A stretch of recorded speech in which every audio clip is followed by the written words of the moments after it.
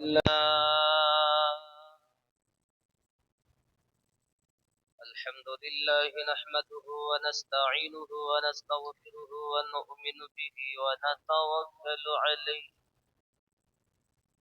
ونعوذ بالله من شرور أنفسنا ومن سيئات أعمالنا. من يهده الله فلا مضل له ومن يضلله فلا هادي له، ونشهد أن لا إله إلا الله وحده لا شريك له، ونشهد أن سيدنا وسندنا ونورنا ونور أيدنا وأعلانا وأولانا ومولانا محمد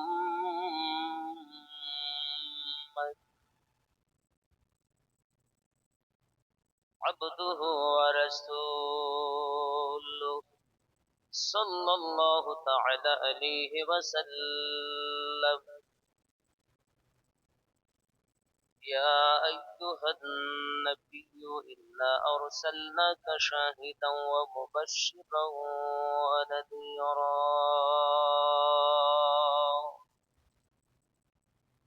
وداعيا إلى الله بإذنه وسراجا منيرا.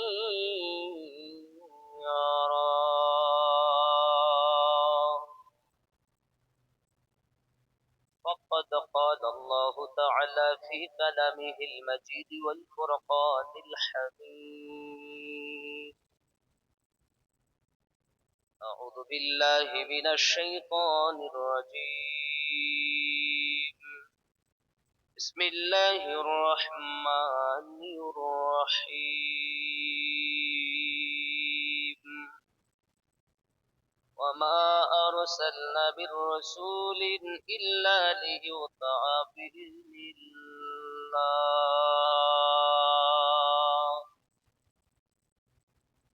ولو أنهم إذ ظلموا أنفسهم جاءوك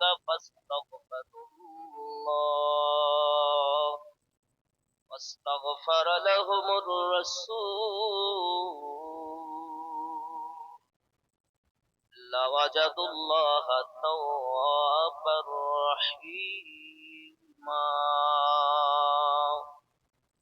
صدق الله العظيم وصدق رسوله النبي الأمين المكين الكريم، ونحن على ذلك لمن الشاهدين والشاكرين، والحمد لله رب العالمين. حدثنا محمد بن المثنى قال حدثنا عبد الوهاب الثقافي قال حدثنا الأيوب عن أبي قلابة عن أنس رضي الله تعالى عنهما أجمعين أن النبي صلى الله عليه وسلم قال: ثلاث من كن فيه وجد حلاوة الإيمان: أن يكون الله ورسوله أحب إليه مما سواهما، وأن يحب المرء لا يحبه إلا لله، وأن يكره أن يعود في الكفر كما يكره أن يقذف في النار، أو كما قال عليه الصلاة والسلام: إن الله وملائكته يصلون على النبي يا أيها الذين آمنوا صلوا عليه وسلموا تسليما. اللهم صل على مولانا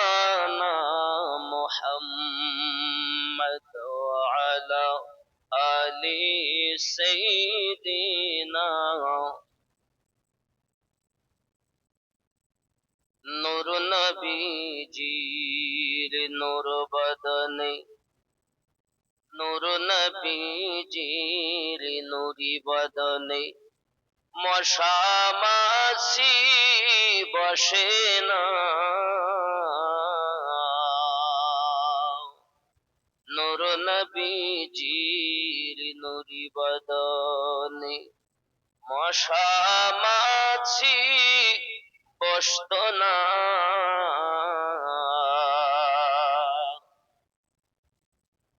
৬৩ বছর জিন্দগিতে সাপ বিচ্ছুতে কাটতো না আল্লাহ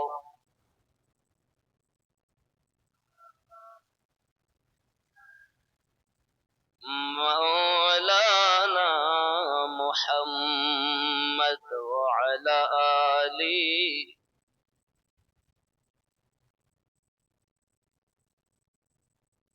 সাল্লাল্লাহু আলাইহি ওয়াসাল্লাম। আলহামদুলিল্লাহ, যাবতীয় গুণগান গুণকীর্তন রব্বে কারিমে, যিনি ওয়াহদাহু লা শারীক অব্যয় অক্ষয় নিরাকার নিরাকার, যিনি আজ জশ্নে দস্তারে কিরাত বহরমপুর ইমাম আজম আবু হানিফা মাদ্রাসার উন্নতি কল্পে তিনজন সুসন্তানের দস্তারে কিরাত পঞ্চমতম বিরাট ইসলামিক ধর্ম সভায় চারচক্ষের মিলন ঘটিয়েছেন, সে রব্বে কারিমের শুকরিয়া জ্ঞাপন করি উচ্চ কণ্ঠে বলি আলহামদুলিল্লাহ। পরে পরে নবী ও কাউন মাকার রহমাতাল লিল আলামিন রাহাতিল আশিকিন আনিসুল গরিবিন ও বিশ্বের সংবাদদাতা পয়গম্বর উম্মতের গম খাওয়ার মদিনার তাজদার আহমদী মুখতার নবী মুহাম্মদুর রাসূলুল্লাহ সাল্লাল্লাহু আলাইহি ওয়াসাল্লামের উপরে লাখো কোটি দরুদ বৃষ্টির ন্যায় বর্ষিত হোক, সবাই বলি আল্লাহুম্মা আমিন।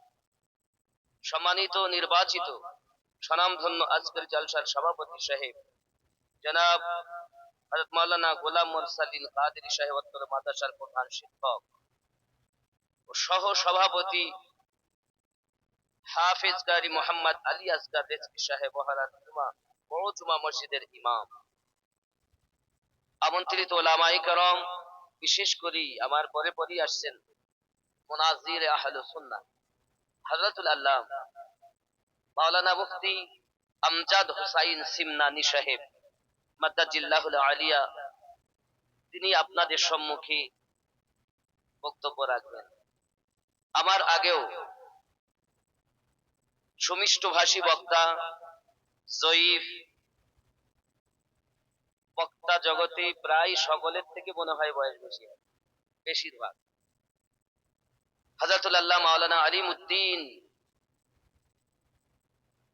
রেজভী সাহেব লালগোলা, তার আগেও বক্তব্য রেখেছেন তরুণ তেজস্বী যুক্তিবাদী হযরত মাওলানা মুহাম্মদ ইব্রাহিম কালিমি সাহেব বীরভূম, হযরত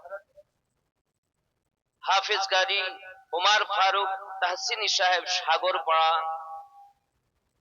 ও যারা মুফতি মোহাম্মদ আব্দুল জব্বার মাজাহারি সাহেব রওশননগর মাদ্রাসার প্রধান শিক্ষক, লিখিত অলিখিত ওলামায়ে কেরাম, উস্তাদ কেরাম ও তোলাবা, সম্মুখে বসে থাকা দিনদার আল্লাহওয়ালা ভাই বাবাজি কচিকাচারা, স্নেহময়ী মমতাময়ী আম্মা ও বোনেরা, মহান আল্লাহ পাকের দয়া, আজ ये অনুষ্ঠান, ये জশ্নে দস্তারে কিরাত মাহফিল আল্লাহ পাক যেন কবুল করেন।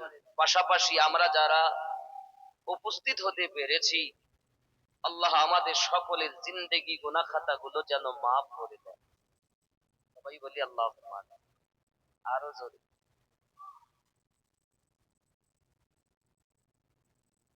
প্যারা রাসূল জগতের বুকে আগমন করেছেন, কান্নার ঢং ছিল ভিন্ন, সবাই কেঁদেছেন। যত মানুষ দুনিয়ায় এসেছেন, নবী ও রাসূল, গওস ও কুতুব, ইমাম, সাহাবায়ে কেরাম, তাবেঈন, তাবা তাবেঈন, সবাই কেঁদেছেন। সকলের কান্নার ধাজ আলাদা, পৃথিবীর বুকে আমার নবী পাকের কান্নার ঢং ছিল আলাদা, ভাষা ছিল আলাদা, চিন্তা ছিল আলাদা, চেতনা ছিল আলাদা। আমাদের চিন্তা আলাদা, নবী পাকের চিন্তা আলাদা। আমাদের ভাব আলাদা, রাসূলে পাকের চিন্তা ভাব আলাদা। আমরা কেঁদেছি ট্যাটু করে, আর আমাদের প্যারা রাসূল কেঁদেছেন উম্মতি উম্মতি করে। আমরা কেঁদেছি আমাদের জ্বালায়, নবী কেঁদেছেন উম্মতের মায়ায়। এখনো নবী আমাদের জন্যই কাঁদছেন আপন রওজাতে। আমার নবী পাকের কান্না যারা শ্রবণ করেছেন, কেহবা ইমামে গাজ্জালী রাহমাতুল্লাহ আলাইহি,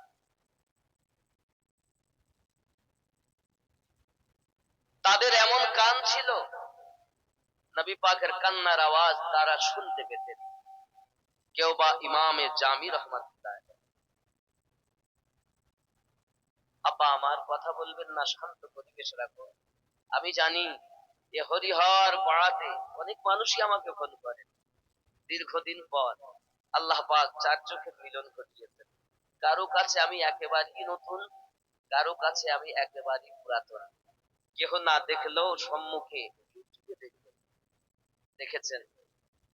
আব্বা আমার, পরিবেশ শান্ত রাখুন। এটি হলো অস্থায়ী জান্নাতের বাগান।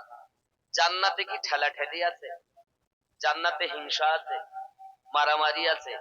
আমি একা জান্নাত ভোগ করবার কাউকে দেব না এমন আছে?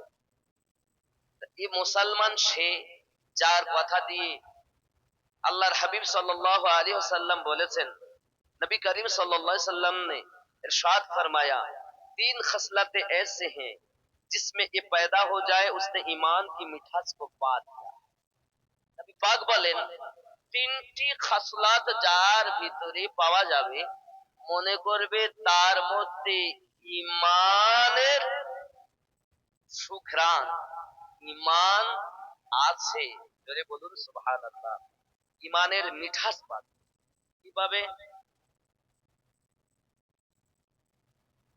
अव्वल है कि अल्लाह और उसका रसूल उसके नजदीक सबसे ज्यादा महबूब हो। प्रथम नंबर আল্লাহ এবং আল্লাহর রাসূল তার জীবনের থেকে যেন বেশি প্রিয় হয়। যদি বলুন না, কারোর সাথে বন্ধুত্ব করবে তো আল্লাহ আল্লাহ রাসূলের জন্য, কারোর সঙ্গে দুশমনি করবেন তো আল্লাহ এবং আল্লাহ রাসূলের জন্য। নিজের জীবনে সব থেকে বেশি, জীবনের থেকে বেশি নবীকে প্রেম করবে যিনি, ভালোবাসবে যিনি, মনে করবেন তার মধ্যে ঈমানের মিঠাস আছে। জোরে বলুন। সহিহ বুখারী কিতাবুল ঈমান হাদিস নাম্বার 16, রাসূলুল্লাহ বলেন, আরো বলেছেন, কি বললেন? दूसरे ये कि वो किसी इंसान से महज अल्लाह की रजा के लिए मोहब्बत रखे।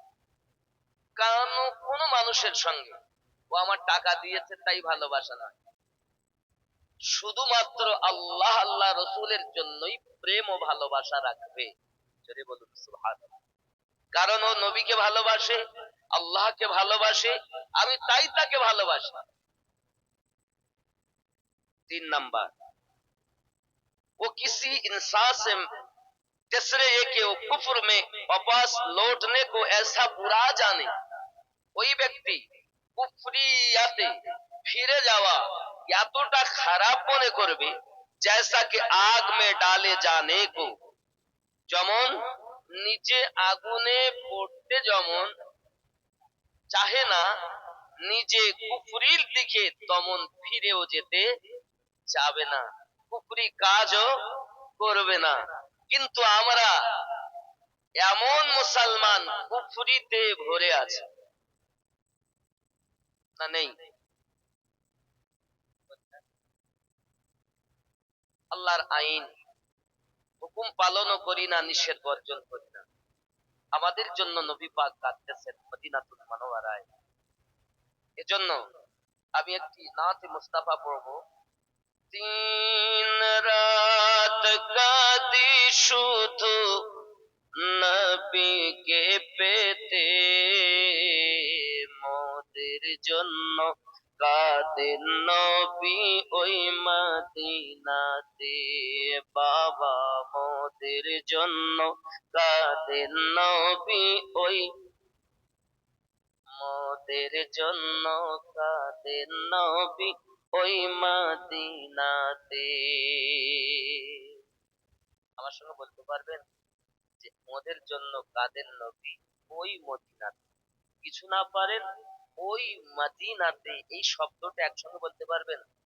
মোদের জন্য কাঁদেন নবী ওই মদিনাতে। মোদের জন্য কাঁদেন নবী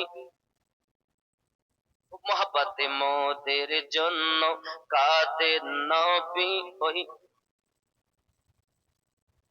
দিন রাত কাঁদি শুধু নবীকে পেতে মোদের জন্য কাঁদেন নবী ওই আরো জোরে মোদের জন্য কাঁদেন নবী। আমি যাব কবরেতে কেউ তো যাবে না, 2-3 দিন কাঁদার পরে মনে রাখবে না। আমি যাব কবরেতে কেউ তো যাবে না, 2-3 দিন কাঁদার পরে মনে রাখবে না। উম্মতের দিওয়ানা নবী উম্মতের দিওয়ানা নবী আসেন কাঁদিতে মোদের জন্য কাঁদেন নবী ওই নাতে। বাবা মোদের জন্য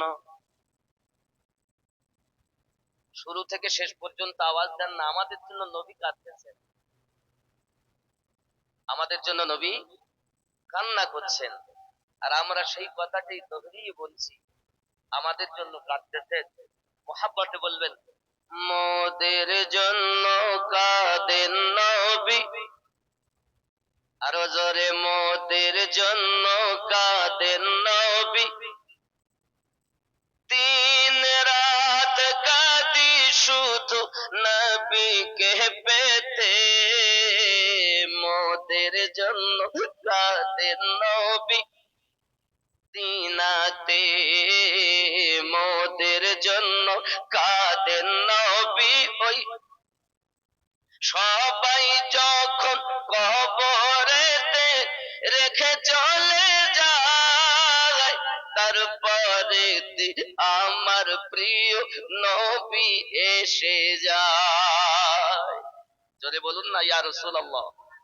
সবাই যখন কবরেতে রেখে চলে যায়, তারপরে আমার প্রিয় নবী এসে যায়। উম্মতের দরুদি নবী পারেন না সইতে মোদের জন্য কাঁদেন নবী ওই। আরো জোরে এই আওয়াজ মানি না বাবা, সবাই মিলে এত হাজার হাজার মানুষ নবীর মোহাব্বতে উলফাতে। জায়গা নেই, আপনাদের জায়গা শর্ট, ওদিক গেলে আমার দেখতে পাবে না, তাই যাচ্ছে না। আপনারা এলসিডি লাগাবেন এরপর। কোন দিকে? ওরা তো দেখতে পাচ্ছে, দূরের লোক দেখছে। আচ্ছা আমার সঙ্গে বলা যাবে না বাবা, সবাই উত্তর হবে। বাংলাদেশের শ্রোতা বোন খুব চাঙ্গা, এত সময় যা আওয়াজ হয়তো মনে হয় দাঁড়ানো যেত। আর আমাদের আওয়াজ এত নরমাল কেন? আমাদের প্রেম কম বাংলাদেশের মানুষের থেকে? নবী পাকের প্রেম কি আমাদের অন্তরে কম আছে? তা আমরা ভারতবাসী দেখাতে চাই, আমরা ভারতবাসী আমাদেরও অন্তরে নবীর প্রেম আছে। উচ্চ কণ্ঠে মোদের জন্য কাঁদেন নবী ওই নাতে মোদের জন্য কাঁদেন নবী ওই দিন রাত কাঁদি শুধু নবীকে পেতে কাঁদেন নবী মদিনাতে, বাবা মোদের জন্য কাঁদেন নবী। জোরে কন্যা ইয়া রাসূলুল্লাহ। আল্লাহ নবীকে প্রথম সৃষ্টি করে বন্ধুকে বন্ধু দেখেন মায়ার নজরে। আল্লাহ নবীকে প্রথম সৃষ্টি করে বন্ধুকে বন্ধু দেখেন মায়ার নজরে। উম্মতের মায়ায় নবী, উম্মতের মায়ায় নবী আসেন কাঁদিতে, মোদের জন্য কাঁদেন নবী ওই নাতে, বাবা মোদের জন্য কাঁদেন নবী। এমন দয়ার নবীকে কেউ কি ভুলিতে পারে? আমায় তুমি রাইখো নবী আপন নজরে।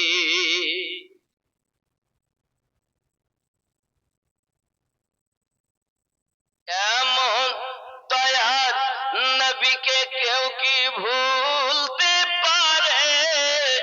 আমায় তুমি রেখো নবী মায়ার নজরে।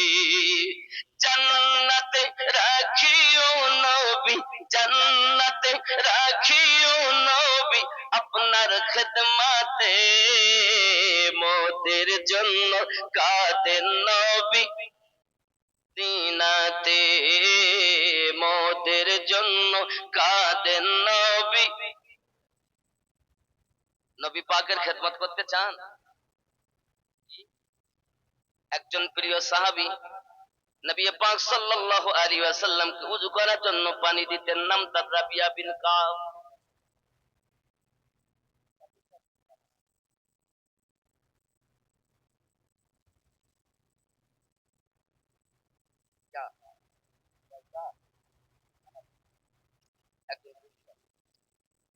খেয়াল করেন,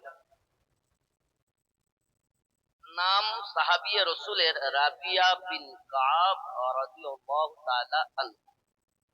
তিনি নবী দুজাহান সাল্লাল্লাহু আলাইহি ওয়াসাল্লামকে ওযু করার পানি। আমাদের নবী একদিন এত রাজি হলেন, এত খুশি হলেন তার খেদমতে, তিনি বলছেন মাংলে जो चाहे, जो चाहो मांगो, যাহা ইচ্ছা আমার কাছে চাও।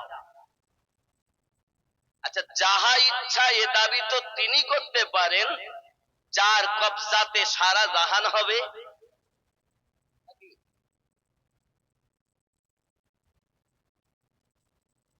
নবী দুজাহান সাল্লাল্লাহু আলাইহি ওয়াসাল্লাম এই লফজে সাল দ্বারা এটাই বোঝাতে চাচ্ছেন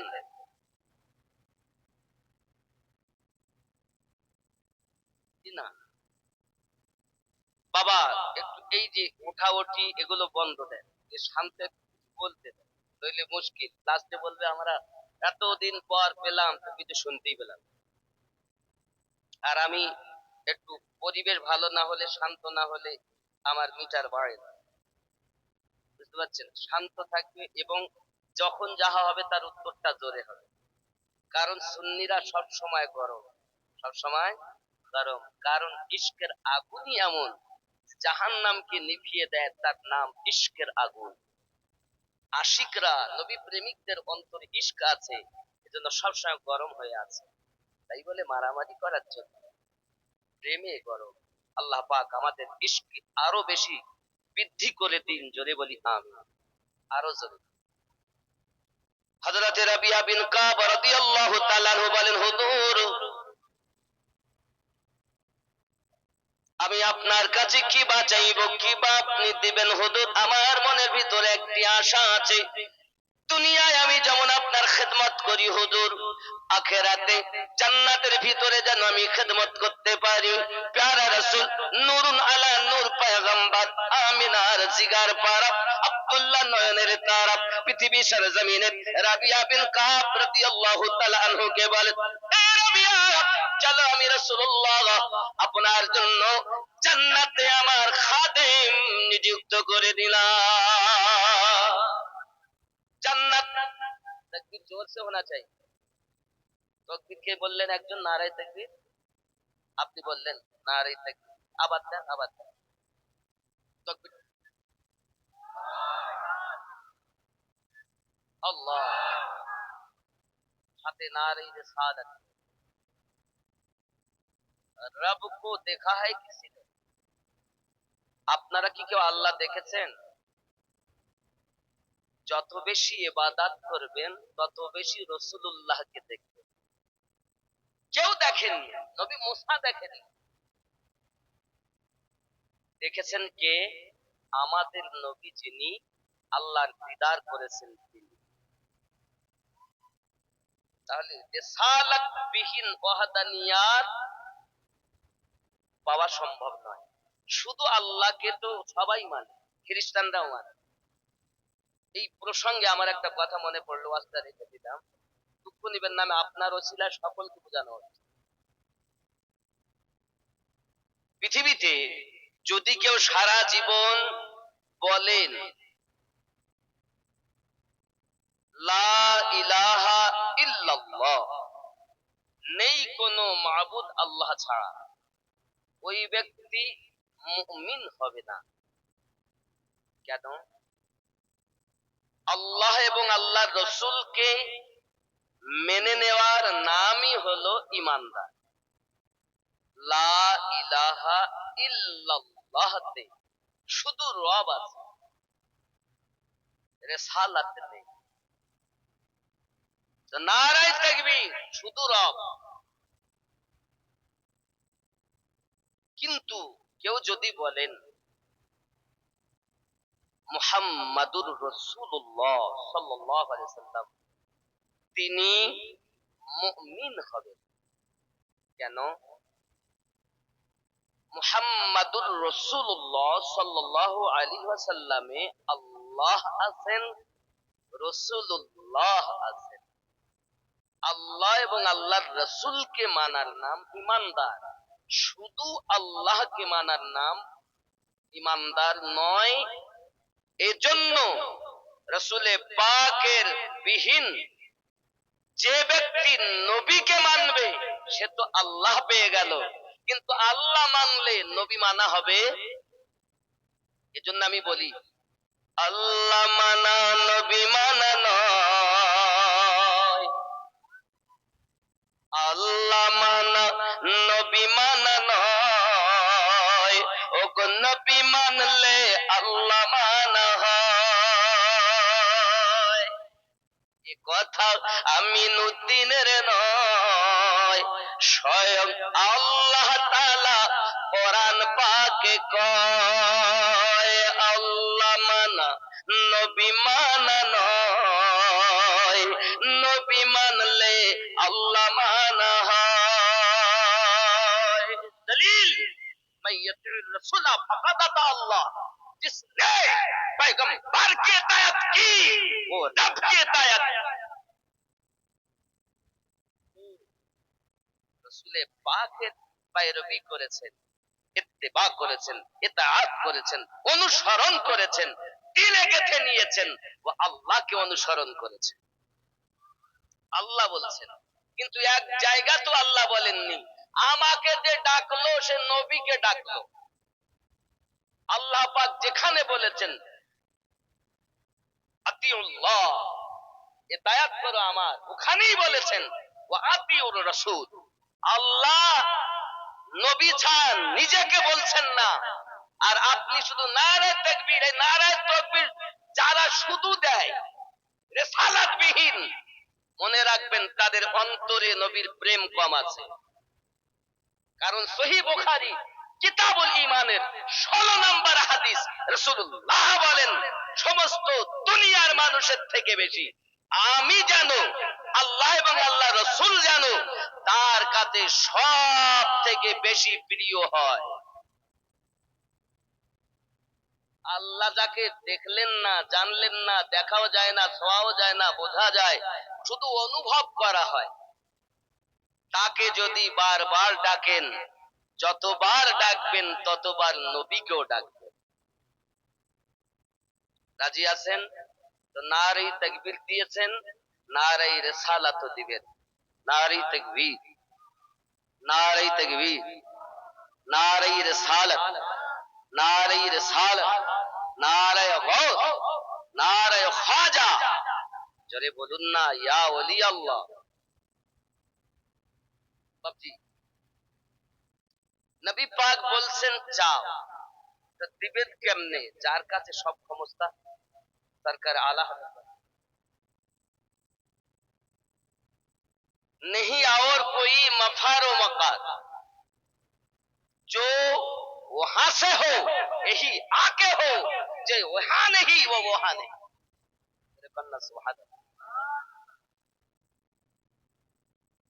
बा खुदा खुदा का यही है दर। सरकार आला हजरत बा खुदा खुदा का यही है दर, नहीं और कोई मफार व मकार जो वहां से हो यही आके हो, जो यहाँ नहीं वो वहां। আপনি এখানে নবীর হলেন না, ওখানে রবের হবেন কেমনে? আগে মুস্তাফার হন, তারপরে আল্লাহর হবেন। যদি বলি সুবহানাল্লাহ। নবী পাক জানাতে চাচ্ছেন চাও আমার কাছে, তার মানে সমস্ত ইখতিয়ার নবীকে আল্লাহ দিয়েছেন। যদি বলুন সমস্ত ক্ষমতার মালিক আল্লাহ আমাদের নবীকে বানিয়ে দিয়েছেন। নবী পাককে আল্লাহ কত ক্ষমতা দিয়েছেন? আল্লাহ পাক বলেন আমি এত ক্ষমতা নবীকে দিয়েছি যা আর কাউকে দেইনি। কি দিয়েছেন? ওয়াল্লামাকা মা লাম তাকুন তা'লাম, আপনি যাহা জানতেন না আমি আল্লাহ সব আপনাকে জানিয়ে দিয়েছি। আর মোল্লা বলছে এটা জানেন ওটা জানেন, এটা দেখেন ওটা দেখেন। ওহী আসা বন্ধ হয়ে গেল। আম্মা আয়েশা রাদিয়াল্লাহু তাআলা আনহার প্রতি বদনাম, নবী ওটা জানতেন না। উহুদের মাঠে দাঁত ভাঙবে, হেলমেট ঢুকবে, নবী জানতেন না। আল্লাহ বলছেন সব জানিয়েছি, মোল্লা বলছে কিছু জানে না। বলুন নাউযুবিল্লাহ। এই মোল্লা থেকে বাঁচতে হবে। হযরত রাবিয়া বিন কাব রাদিয়াল্লাহু তাআলা আনহু নবী দোজাহা সাল্লাল্লাহু আলাইহি ওয়াসাল্লামের কাছে বললেন হুজুর আমি আপনার জান্নাতে গোলামি করতে চাই, দুনিয়াতে গোলামি করি, আখিরাতেও যেন গোলামি করতে পারি। প্যারা রাসূল নূরুন আলা নূর পয়গম্বর বললেন ও রাবিয়া বিন কাব রাদিয়াল্লাহু তাআলা আনহু চলো আমি নবী পাক তোমাকে ওটাই দান করে দিলাম, আর কিছু চাও না। ইয়া রাসূলুল্লাহ আপনি যদি আমাকে জান্নাতে গোলামি করতে দেন, নবীর গোলামি ছাড়া আমি রাবিয়া বিন কাব রাদিয়াল্লাহু তাআলা আনহু আর কিছু চাই না। জান্নাত আমাদের দরকার নাই যে জান্নাতে মুস্তাফা, ওই জান্নাত আমাদের দরকার যে জান্নাতে মুস্তাফা আছে। কি বলে? জান্নাত বানানে ওয়ালা রব, জান্নাত বন্টনকারী আমাদের নবী রহমান। পাওয়ার কত? রাসূলুল্লাহ বলেন আমি হাতের তালু যেমন দেখি ৮০,০০০ আলম ১৮,০০০ মখলুকাতকে আমি নবী হাতের তালুর মতোই দেখি। এখন আপনারাই বলুন এই ১৮,০০০ মখলুকাতের মধ্যে এ বহারান গ্রাম আছে না নাই? তার মধ্যে আমরা যারা হাজিরি দিয়েছি আজ এখানে, আমরা আছি না ১৮,০০০ মখলুক থেকে বাইরে আছি? ১৮,০০০ মখলুকাতের মধ্যে যদি আমরাও থাকি তো নবী এক জায়গায় বসে হাতের তালুর মতো সবই দেখতেছেন, সবই শুনতেছেন। এজন্য বহারানের জমিনে নবী পাককে আসতে হয় না। আল্লাহ এত পাওয়ার দিয়েছেন तमाम দুনিয়া আলমকে হাতের তালুর মতো মুস্তাফা দেখতেছে। একেই বলে হাজির ও নাজির। আর এ বেটারা ওয়াজ করে বলতেছে হাজির মানে নবী এখানে আসবেন, তাই তারা কিয়াম করে। আমাদের নবী আসতে হয় না, উনি যদি ইচ্ছা করেন তামাম দুনিয়া ভ্রমণ করতে পারেন, ক্ষমতা আল্লাহ দিয়েছেন। কিন্তু নবী আছেন মুমিনের জীবনের থেকে আরো নিকটে, আল্লাহ বলেছেন। জোরে বলুন। আব্বাজি আমার সোনা মানিকেরা, প্যারা রাজমি সাল্লাল্লাহু আলাইহি ওয়াসাল্লামের আশিক ছিলেন। হে বাবা আমার, খেয়াল করুন, জিন্দেগিতে আমরা মানুষ হয়েছি, সর্বজীব শ্রেষ্ঠ জীব হয়েছি, নাম হলো আমাদের মানুষ, আশরাফুল মখলুকাত। এই আশরাফুল মখলুকাতের মধ্যে সর্বশ্রেষ্ঠ জাতি হলো মানুষ। এই মানুষের কাজ কি? মহান আল্লাহ পাক বলেন, ওয়াজাথা, আমি সৃষ্টি করিনি, তাকে আমি প্রেরণ করেছি আমার ইবাদত করার জন্য। জোরে বলুন সুবহানাল্লাহ। নবী পেয়েছি সর্বশ্রেষ্ঠ, গাইড বুক পেয়েছি আল কোরআন, সেটা হলো সর্বশ্রেষ্ঠ। আব্বাজি আমার, পৃথিবীর জমিনে আমরা জাতি মুসলিম, আমরা হলাম শ্রেষ্ঠ। আমাদের জাতির পিতার নাম ইব্রাহিম খলিলুল্লাহ, তিনি শ্রেষ্ঠ। আব্বা আমার, আমাদের নবী শ্রেষ্ঠ, আমাদের মযহাব শ্রেষ্ঠ। আমরা যে পীর পেয়েছি, পীর আমাদের শ্রেষ্ঠ। জীবন পেয়েছি আমাদের শ্রেষ্ঠ। আমাদের মযহাবের নাম হানাফি মযহাব। মযহাব হানাফি। এই হানাফি মযহাবের ইমামের নাম কি? নোমান ইবনে সাবিত, উপাধি ইমামে আজম আবু হানিফা রাদিয়াল্লাহু তাআলা আনহু। ধরে বলুন, আজ আপনাদের মাদ্রাসা ইমামে আজম আবু হানিফা মাদ্রাসা। খালি নামে ইমামে আজম বললে হবে না, কামে হতে হবে। তিনি এমন একজন আশিক রাসূল ছিলেন, তিনি এমন একজন আপনার মেধাবী ছাত্রও ছিলেন। এমন ইলমের তাসির তার ছিল বাবা, যার ইলমের তাসির এমন, যার মতো জ্ঞানী আর পাওয়া যায় না বাবা। বন্ধু সোনা মানিকেরা আমার, ইমামে আজম আবু হানিফা হুজুর রাহমাতুল্লাহ আলাইহি মাত্র 8 বছর বয়স, মাদ্রাসায় পড়াশোনা করতে করতে আপনার ঘরের দিকে রওনা দিয়েছেন।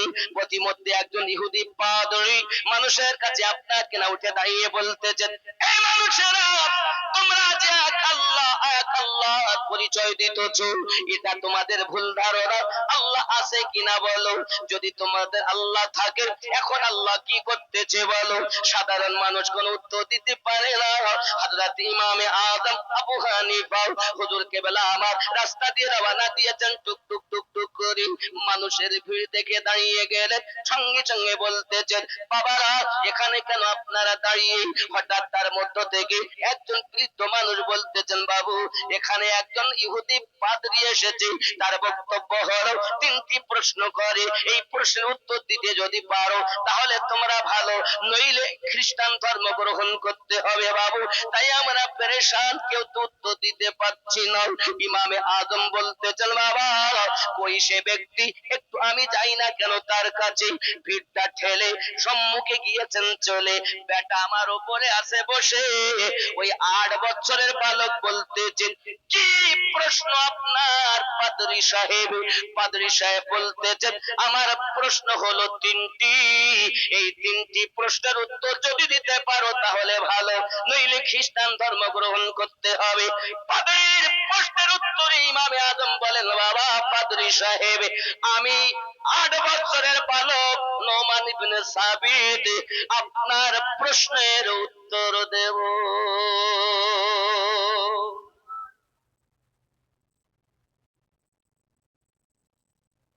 তখন এত লোক আছে, এত লোক থাকবে, জওয়ান যুবক বৃদ্ধ মধ্যবয়সী, কেউ দেবে না, এই ছোট বালক দেবে। কি হয়েছে পাদ্রী সাহেব? আমরা পাচ্ছি না, আমাদের পক্ষ হয়ে বাচ্চা দেবে, আমরা তাতেই সবাই একমত। বলুন সুবহানাল্লাহ। পাদ্রী, আমার প্রশ্ন কি? আমি আপনার উত্তর দিব, তাহলে উত্তর যদি আমায় দিতে হয়, প্রশ্নকারী থাকে নিচে, উত্তর দেবে দেশে হবে উপরে। কিছু নাই, নামতে দেওয়ার হবে। সিংহাসনে আপনি বসলে হবে না, বয়স দেখলে হবে না, ভিতরে মাল দেখতে হবে। ভিতরে মাল দেখতে হবে, বয়স দেখে কি হবে? এত তাই কি সম্ভব নাকি? আমি এখন নিচে যাব আর ওই বেটা এখন আমার সিংহাসন দখল করবে, তাই কি সম্ভব নাকি? এ ইমামে আজম আবু হানিফা হুজুর কেবলার মাদ্রাসার ছাত্রগণ, ওনার নামে মাদ্রাসায় ওনার নামে মাদ্রাসা, এই মাদ্রাসার ছাত্রগুলো ইমাম আজম আলা হবে। তার ছোট্ট বয়সে এমন পাওয়ার দেখুন। এখন বাবা পাদ্রী ইহুদি সিংহাসন ছাড়তে হলো, আর আমাদের ইমাম আজম আবু হানিফা রাহমাতুল্লাহ আলাইহি ওই সিংহাসন দখল করে নিলে। প্রশ্ন করেন, প্রশ্ন হলো আমার, ইমামে আজম আবু হানিফাকে আপনার কিনা প্রশ্ন করতেছেন, বলো বাবা আল্লাহ আছেন? জি হ্যাঁ আছেন। আল্লাহ যদি থাকেন এখন কি করেন বলুন? সঙ্গে সঙ্গে ইমামে আজম উত্তর দিচ্ছেন, শুনে নিন, আমার আল্লাহ হক, আল্লাহ আমার ছিলেন, আছেন, থাকবেন। পৃথিবীকে রুজি দান করেন তিনি, রুজি থেকে খাওয়া থেকে পবিত্র হলেন তিনি, তিনি কোন কর্ম থেকে পবিত্র। তবে জেনে রেখে দিন, আল্লাহ পাক এখন যে কর্মটি করতেছেন সেটি হলো আপনার মতো বয়স্ক পাদ্রীকে সিংহাসন থেকে নিচে নামিয়ে দেন, আর আমার মতো ছোট্ট বালককে সিংহাসনে বসিয়েছে।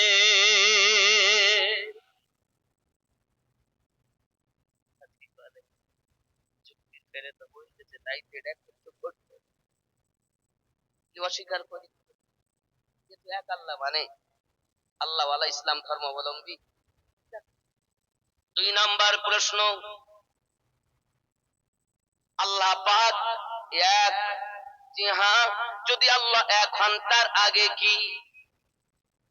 সঙ্গে সঙ্গে ইমামে আজম বলেন, বাবা পাদ্রী সাহেব আপনি কি গুনতে পারেন?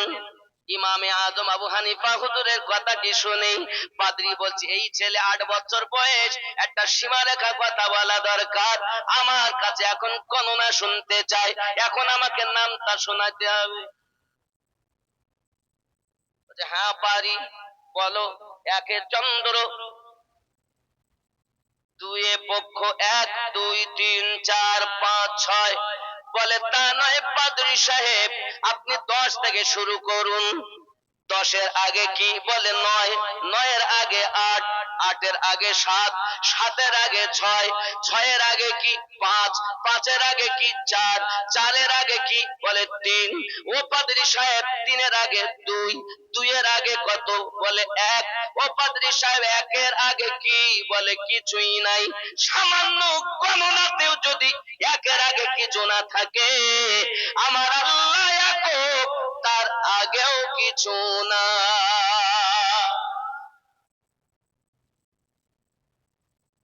কাইজার মোহাম্মদ কাইজার 5,000 টাকা দাও, আল্লাহ দান কবুল করুন, আল্লাহ রুজিতে বরকত দিন, তার নেক জায়েজ নিয়তকে পূর্ণ করুন। যদি বলি আল্লাহুম্মা আমিন। ইমামে আজম আবু হানিফা নোমান বিন সাবিত রাদিয়াল্লাহু তাআলা আনহু যখন এমন কথা বললেন, বাপজি আমার, সঙ্গে সঙ্গে সবাই তো মেনে নিয়েছে। পাদ্রী হতভম্ব আশ্চর্যান্বিত হয়ে গেল। 2টি প্রশ্নের উত্তর যথাযথ আমি পেয়েছি, একটি প্রশ্ন আমার বাকি রয়েছে। ওই প্রশ্নটি কি একবার বলুন পাদ্রী সাহেব? প্রশ্নটি হলো এই, বলে দিন, বলে দিন, আল্লাহ পাক যদি আছেন, আল্লাহ পাকের চেহারা এখন কোন দিকে? আল্লাহর মুখ কোন? বলছেন পাদ্রী সাহেব উত্তরটাও আমি দেব। যত রকম জটিল প্রশ্নের উত্তর, যত রকম জটিল প্রশ্ন সমাধান করেছেন তিনি হলেন ইমামে আজম আবু হানিফা।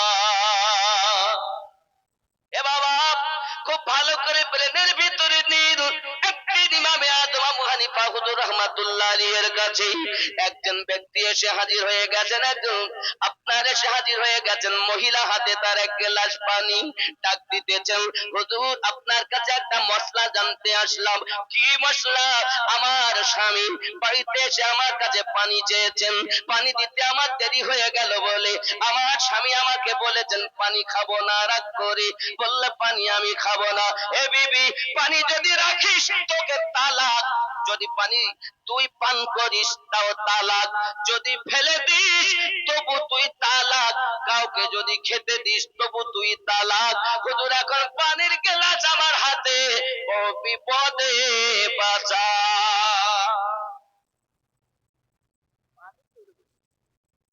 ইমামে আদম আবু হানিফা বলেন, মা চিন্তার কোনো কারণ নাই, একটা কাপড় নিয়ে আসুন, যে কাপড়টা দিয়ে আপনার কেনা পানি যেন গ্লাসে চুষে নেয়, এক ফোঁটা পানি যেন নিচে না পড়ে। মা জননী ওই পানিটা যখন কাপড় চুষে নিবে, ওই কাপড়টাকে রৌদ্রতে মেলে দেবে, রৌদ্রতে কাপড়টা শুকিয়ে যাবে, জীবনের মতো তালাকের হাত থেকে বেঁচে যাবে। জোরে দেন না, নারে তাকবীর দিচ্ছে, খুব ভালো, জোরে দিন না,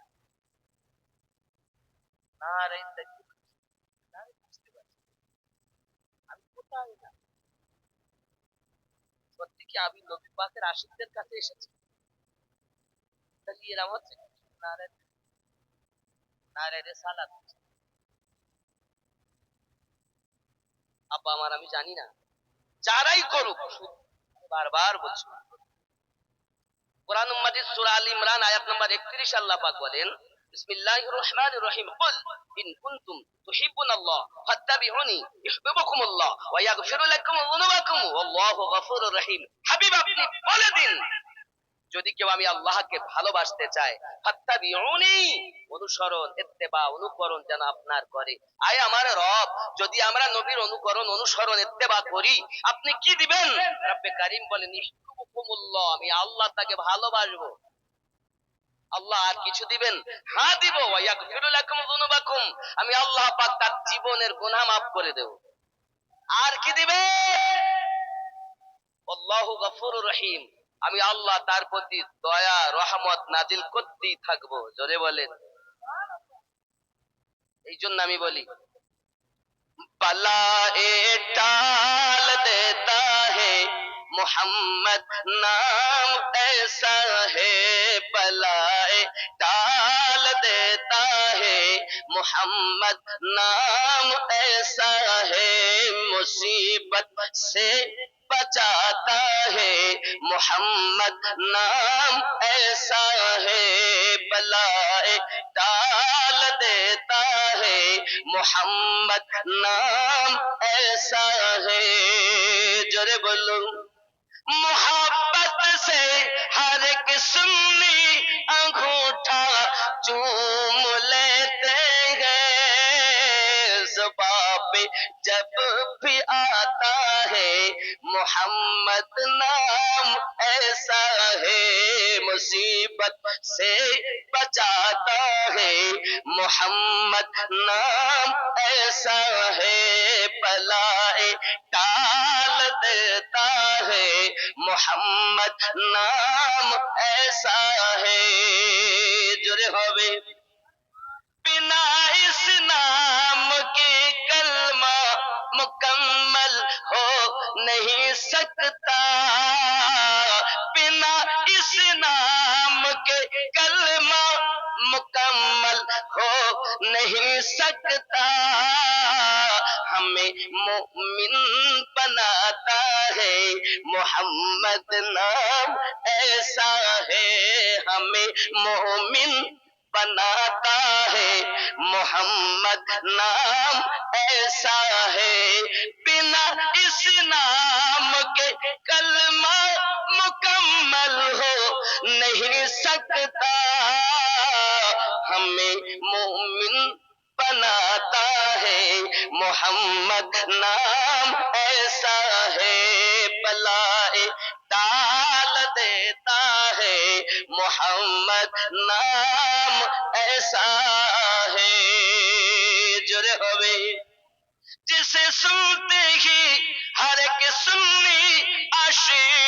अहमद रजा का दिल खुशी से झूम जाता है, मोहम्मद नाम ऐसा है खुशी से झूम जाता है, मोहम्मद नाम ऐसा है मुसीबत से बचाता है, मोहम्मद नाम ऐसा है।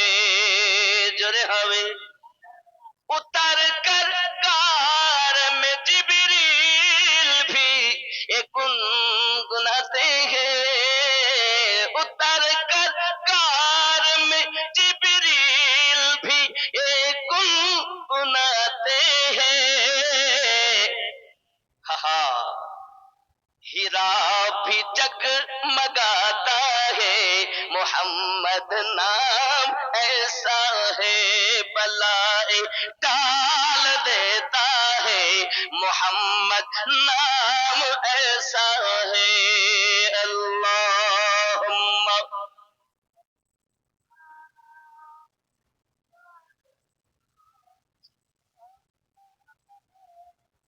वअला आलि सय्यिदिना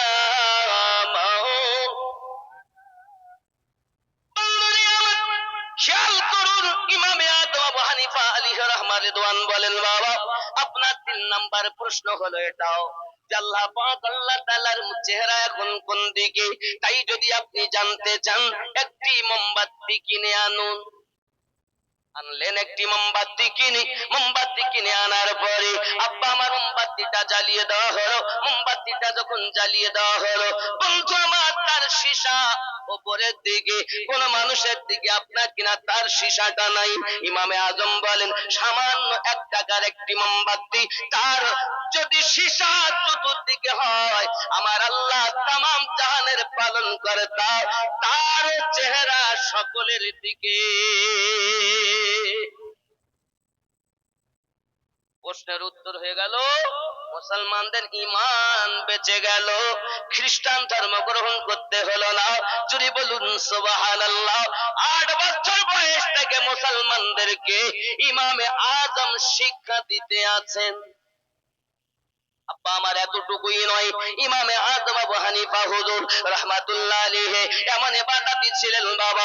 আর কয়েকদিন পরে আপনি রমজানের রোজা রাখতে পাবেন সোনা মানিক। রমজান মাস আমাদের সম্মুখে, যুবকের এই রমজানুল মুবারক মাস যখন আপনার এসে যেত, ইমামে আজম আবু হানিফা হুজুর একটি মাসে 61 বার কোরআন মাজিদ খতম করতেন। কিভাবে করতেন বাবা? সারা রাত ও নবীর আশিকানেরা ভালো করে মাথায় রাখুন বাবা, ইমামে আজম আপনাকে না এক পায়ে 15 পারা কোরআন তেলাওয়াত, আবার বাম পায়ে আবার 15 পারা কোরআন তেলাওয়াত, সারা রাতের ভিতরে 2 রাকাত নামাজে 1 খতম কোরআন তেলাওয়াত করতে।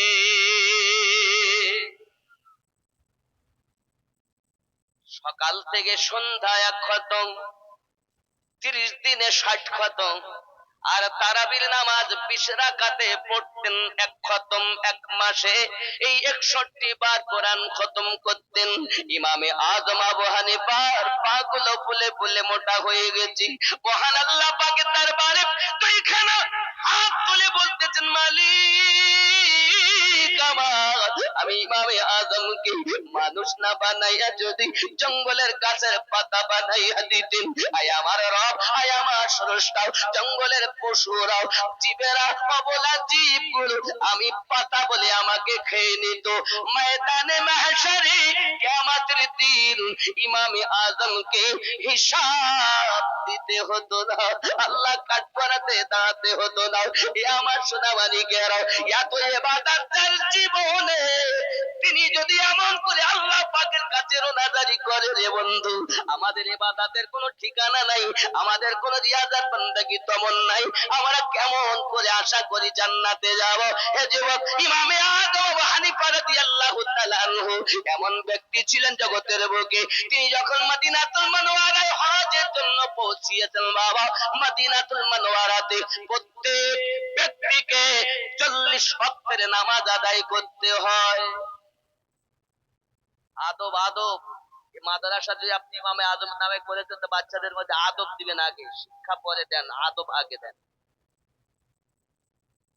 ইমামে আজমের আদব দেখেন। মদিনাতুল মুনাওয়ারায় 3 দিন থাকেন তিনি, প্রত্যেকের জন্য 40 ওয়াক্ত নামাজ। ইমামে আজম 3 দিন 15 ওয়াক্তের নামাজ পড়ে চলে আসেন। আব্বা আমার ইমামে আজম নোমান বিন সাবিত রাদিয়াল্লাহু তাআলা 3 দিনের বেশি থাকেন। ভক্তরা বলছেন হুজুর আপনি, এই জন্য তো শ্রোতারা বলে বক্তাদের ঘুরানোর ফিরানোর আছে, আপনার জন্য 3 দিন, আমাদের জন্য 8 দিন। অনেক সময় অনেকে বলে মসজিদের ঘুরানোর ফিরুনের আছে গো, তাহলে ওরা জানে না তাই বলে। আসলে কি সত্যি? তা নয় বাবা, এটা কোনো কথা নয়। আব্বা আমার ইমামে আজম বলতেছেন বাবা, শরিয়াতের হুকুম হলো 8 দিন থাকো কমপক্ষে 40 ওয়াক্তের নামাজ তাকবীর উলা সহ আদায় করতে হবে। মসজিদ নববীতে তাকবীর উলা সহ 40 ওয়াক্তের নামাজ, 8 দিনের 40 ওয়াক্ত। তারপর আপনি 12 দিন, 14 দিন, 15 দিন, 20 দিন, যতদিন পারেন আপনি থাকুন, কমপক্ষে 8 দিন আপনাকে থাকতেই হবে, এটা হলো বিধান। ইমামে আজম আবু হানিফা বলেন হুজুর কি, জিজ্ঞাসা করেন হুজুর আপনি কেন 3 দিন থাকবেন চলে যাবেন? ইমামে আজম বলেন বাবা রে, আমি ইমামে আজম 3 দিন পর্যন্ত পেশাব না করে, পায়খানা না করে থাকতে পারি রে বাবা। 3 দিন পার হয়ে গেলে আমি ইমামে আজমের পেশাব করার প্রয়োজন হয়, পায়খানা করার প্রয়োজন হয়। আমি ইমামে আজম চিন্তা করি, যে দেশে আমার রাসূলুল্লাহ শুয়ে রয়েছেন, যে দেশে আমার দয়াল নবী ঘুরে বেড়িয়েছেন, আমি ইমামে আজম নগণ্য গোলাপ, নগণ্য গোলাপ, আমি কেমন করে ওই দেশে পেশাব ও পায়খানা করি? বাবারে 3 দিন পার হয়ে গেলে আমি ইমামে আজম মদিনা ত্যাগ করি, অন্য শহরে চলে গিয়ে পেশাব পায়খানা গুলো করি। বাবা ইমামে আজম বলেন বাবা গো, তোমাদের জন্য হলো ফতোয়া, আর আমি ইমাম আজম যেটা করি সেটা হলো তাকওয়া।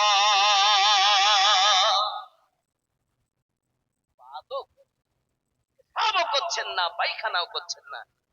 3 দিন যদি কোনো ব্যক্তি পেশাব না করে, তাহলে উনি খেয়েছেন কেমন, পান করেছেন কেমন? আব্বাজি আমার সোনা মানিক, খুব ভালো করে ব্রেনের ভিতরে রাখুন।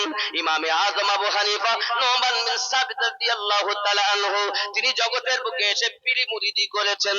এই পীরি মুরিদি যখন উনি করেছেন, ওনার পীর মুর্শিদের নাম হলো হযরত ইমাম জাফর সাদিক রাদিয়াল্লাহু তাআলা আনহু। ইমাম জাফর সাদিকের পিতার নাম হযরত ইমাম মুহাম্মদ বাকর রাদিয়াল্লাহু তাআলা আনহু। ইমাম মুহাম্মদ বাকরের আব্বার নাম হযরত ইমাম জাইনুল আবেদিন রাদিয়াল্লাহু তাআলা আনহু। আর ইমাম জাইনুল আবেদিনের আব্বার নাম ইমাম হুসাইন রাদিয়াল্লাহু তাআলা আনহু। আর ইমাম হুসাইন পাকের আব্বা জানের নাম হযরত আলী কারামাল্লাহুল কারীম।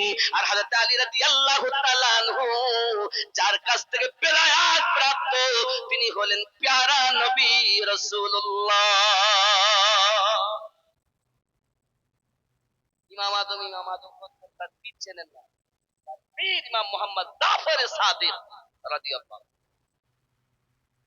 অনেকেই বলছে হুজুর পীরেরা কি কিছু নিবে, পীরেদের দরকার আছে নাকি? দুনিয়ার মোল্লাদের কথা জিজ্ঞাসা করো না বাবা, আল্লাহ পাকের কাছে বলুন। আল্লাহ পাক আল্লাহ তাআলা জানিয়েছেন বিসমিল্লাহির রহমানির রহিম, মান ইয়াহদিল্লাহু ফাহুয়াল মুহতাদি, আমি আল্লাহ যাদের হেদায়েত দান করি তারা হেদায়েত প্রাপ্ত হয়। ওয়া মান ইউদ্লিল, আর আমি আল্লাহ যাদের পথভ্রষ্ট করি ফালান তাজিদা লাহু ওয়ালিয়াম মুরশিদা, পথ প্রদর্শক আউলিয়াকে মুর্শিদ রূপে পাবে না। মুর্শিদ পেল যারা, হেদায়াতে থাকলো তারা।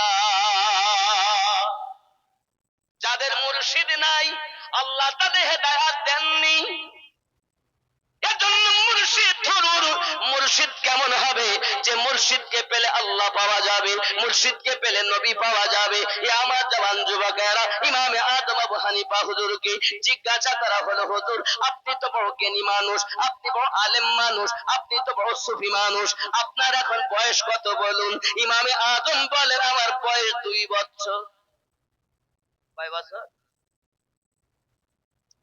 2 বছর বয়স, 2 বছরে কি হবে? আপনি আমাদের সঙ্গে ঠাট্টা মজা করছেন।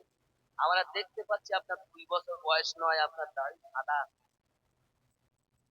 আর আপনি বললেন, ইমামে আজম বলেন, বাবা আমার বয়স, জন্ম নিয়েছি যবে থেকে আমার বয়স 68, 66 বছর আমার হেলায় নষ্ট হয়ে গেছে।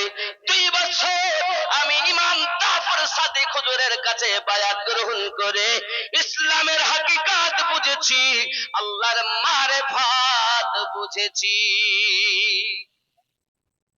আমার যুবক, জ্ঞান হলো 2 রকম। এখন ইলমে শরিয়ত মাদ্রাসায় পাওয়া যাবে, স্কুলে পাওয়া যাবে, ইউনিভার্সিটিতে পাওয়া যাবে। আর একটি জ্ঞান হলো ইলমে মারিফাত। এই 2 জ্ঞানে যিনি জ্ঞানান্বিত, ওই ব্যক্তি হলো প্রকৃত জ্ঞানী। যাকে তাকে জ্ঞানী বলে না। আবার জওয়ান যুবক সোনামানিকেরা, এতটুকুই নয়, ইমামে আজম আবু হানিফা হুজুর এমন তাকওয়াদার ছিলেন, এমন ইবাদত বندگی করতেন বাবা, সোনামানিকেরা আমার, ইবাদতের তুলনা ছিল না। যার পৃথিবীর সরজমিনে আল্লাহ পাকের ইবাদত করেছেন, আমরা তো ইবাদত করতে পারিনি বন্ধু। উনি ছিলেন কাপড়ের ব্যবসাদার জগতের বুকে। এমন সময়তে আপনার কখনো টুপি সেলাই করতেন বাবা, কাপড়ের একটা দোকান ছিল না। এমন সময় কর্মচারীকে ডাক দিয়ে বলছেন, বাবা কর্মচারী রে, আয় বাবা কাপড়গুলো হিসাব করে লে, আয় বাবা আমার ক্যাশ বাক্সের টাকাগুলো গুনে লে। ক্যাশ বাক্সের টাকা এবং আপনার কিনা কাপড়গুলো হিসাব করে করে সব কর্মচারীকে বুঝিয়ে দিই। উনি বলছেন, বাবা একটা কাপড়, একটা করে 2টি কাপড়, এক জায়গা করে 2 জায়গায় বিধা রয়েছে। বিধা বোঝেন? বিধা বিধা খাম খাম, আমাদের দিকে বলে নালখো।